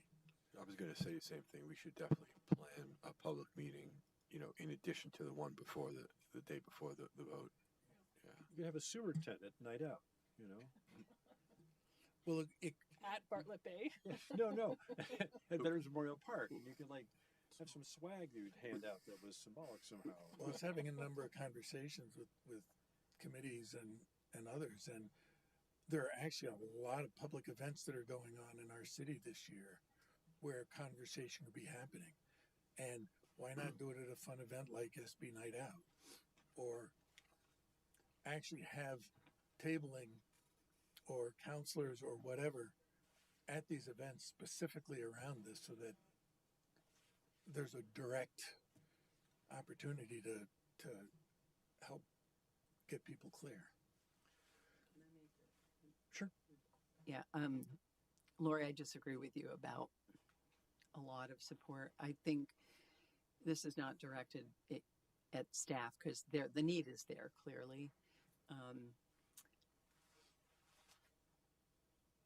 I am struggling with the fact that this is a very technical project, that this specific project is over 60% over the original bond at this point with the numbers that were reviewed tonight. One of the biggest concerns I have is I think we're surprising the boss, and the boss being the taxpayer. And this bond was approved for this project 3 years ago, and to be having this level of a conversation with less than 2 months to a vote is a big lift. This technology is new to the region. There's a lot of features and benefits that I think are, we've talked about storytelling, but this is coming on the heels of getting the fire station bond approved, getting the budget approved. We know education funding is paramount in terms of the taxpayer burden. So I understand the need. I need to work as a counselor to really help figure out what that story is going to be to the taxpayer in a very, very short time frame. And it does feel like, I mean, I'll speak personally, it feels like being put between a rock and a hard place between the funding mechanisms that are time sensitive, the contractor, the technical nature of this cell, and then all of the changes from the original bond. So I think it's a tough reality. And yeah, I mean, I feel like I've got some work to do. I think it's a tough reality, and we do have a lot of work to do. Yeah. And I also think it's to be blunt, we're going to be in a lot of shit if we don't do it. And just to correct, it's ratepayers, not taxpayers. Yeah. Okay. And that, I guess that's the other thing is the rates are going up, you know, above inflation anyway. Yeah. So that's going to happen even with this investment. So And pulling they're this story together is. And they're still significantly below many of the towns in our region for our delivery of wastewater service. I think the relative, you know, comparison of rates is irrelevant when a taxpayer is seeing, you know, close to a double-digit increase, and now having the bond included. So, again, I recognize the need. I am frustrated that I feel like we're surprising the boss, and you know, there's work to be done. So you're coming back June 1st, right? Okay. So I think if we tell the story, we'll get there. And to me, the story is one: we need to do this. The plant sounds like it's failing, right? It's at the end of its life. And if we don't do it in this manner, it's going to cost the taxpayers a lot more. And so it's a tough story to tell, but that is the story that we have to tell. We sold the story 3 years ago when they approved the initial bond. So this is the story got updated. I Right, understand and that. if we don't do this bond now, it's just going to wind up costing a lot more. The voters can always reject it. Yeah, that's why it's going to go to the voters and let them decide. If they're educated enough, they'll understand the rate increases that come along with it, but the advantages of having a modern wastewater treatment plant. Right. All right. Anything else? You mentioned June 1st, so I think that will be Colin and I back on June 1st, predominantly to talk about necessity resolution and bond language. Yeah. So if there's anything else council would like, let us know. But otherwise, we're going to focus on those two things on June 1st. Yeah. I'd love to see the beginning of the story, honestly, too. Yeah, and giving us anything you can to help tell this story. All right. Thank you very much. Thanks, everybody. Thank you all. Great to see you again. Moving on to item 12, which Thank is you. discuss a potential naming policy and provide direction to staff. Do you want to discuss this now, or do you want to defer it to another time? It's 10 o'clock. We have two executive would sessions. defer. I move that we continue it to another meeting. I second that. We have a motion and a second. What's that? That's fine. All those in favor say aye. Aye. Beth, did you hear that? Yes, I did. Aye. Okay, so that's unanimous. Good. So we're going to defer to another. Now, item 13, can I have a motion to convene as liquor control committee? So moved. Second. We have motion and second. All those in favor say aye. Aye. Beth? Aye. Okay, it's unanimous. I need a motion to approve all of the following applications for license renewal that are listed in item 13. So moved. Second. We have a motion and a second. All those in favor say aye. Aye. Aye. Aye. Beth? Aye. Aye. She says that's unanimous as well. I need another motion to come out of liquor control. So moved. Second? We have a motion and a second. All those in favor say aye. Aye. Beth? Aye. Okay, she says aye. It's unanimous as well. Great, thank you. We're now at item 14, which is review the topics for the next meeting. Great. So you have a number before the next meeting. You have 2 additional meetings. Just a reminder, May 27th is the facilities tour. That's next week, all day. And then May 28th is your first evening of committee interviews. And then June 1st is your next regular council meeting. So as we've talked about, the necessity resolution, and perhaps approve documents for a special meeting and bond vote, receive the Chittenden County Solid Waste District FY27 budget. The chief and I would like to introduce kind of his comprehensive plan to address quality of life crimes. We need to approve the MOU with the Burlington Community Justice Center as they take over services starting July 1, and receive the 3rd report on the FY26 policies and strategies in advance of the FY27 working meeting. And where does the naming And we can put the naming thing on go? here. Or maybe that goes on the one after. No, we can put it on, and See what if there's happens. energy, great. Yep. That's all I got. Okay, thank you. Item 15, is there any other business? No. Okay, great. Item 16, consider entering into an executive session pursuant to 1 VSA paragraph 313A1E to discuss pending civil litigation to which the city is a party. Who has a motion? I move that the council make a specific finding that premature general public knowledge of the council's discussion of pending civil litigation to which the city is a party will clearly place this public body at a substantial disadvantage. Second. We have a motion and a second. Any discussion? All those in favor say aye. Aye. Aye. Beth? Aye. She said online, that's unanimous, so she said aye. Okay.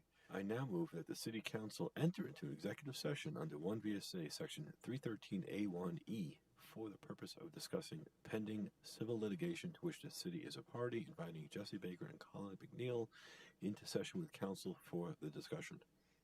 Second. We have a motion and a second. All those in favor say aye. Aye. Aye. So, Aye. It's Nope, sorry. unanimous.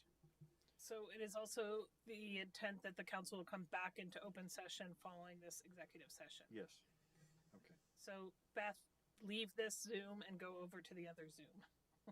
Okay, so Beth's here. Okay, we are back from executive session from item 16. We're now at item 17. Can I have a motion, please?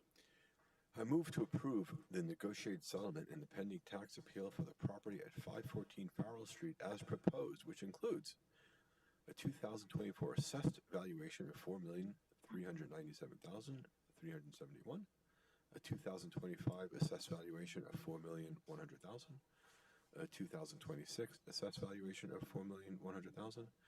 Taxpayer waives interest on reimbursable overpayment for 2024 and 2025. Each party pays their own attorney fees. Taxpayer will dismiss the tax appeal and authorize the city manager to finalize and execute a settlement agreement incorporating these terms. Second? We have a motion and a second. Is there any discussion? All those in favor say aye. Aye. Aye. Aye. It is unanimous with Beth voting remote. Thank you. Now we're going to go to item 18 to go into another executive session. Do we have a motion for that? I move that the city council enter into executive session under 1 VSA 313A3 for the purpose of discussing the appointments to all municipal committees, inviting Jesse Baker into session with council for the discussion. Second? We have a motion and a second. All those in favor say aye. Aye. Aye. Aye. It's unanimous. And we will not be making any decisions coming out of this executive session, so we will not be coming back into open session. Right.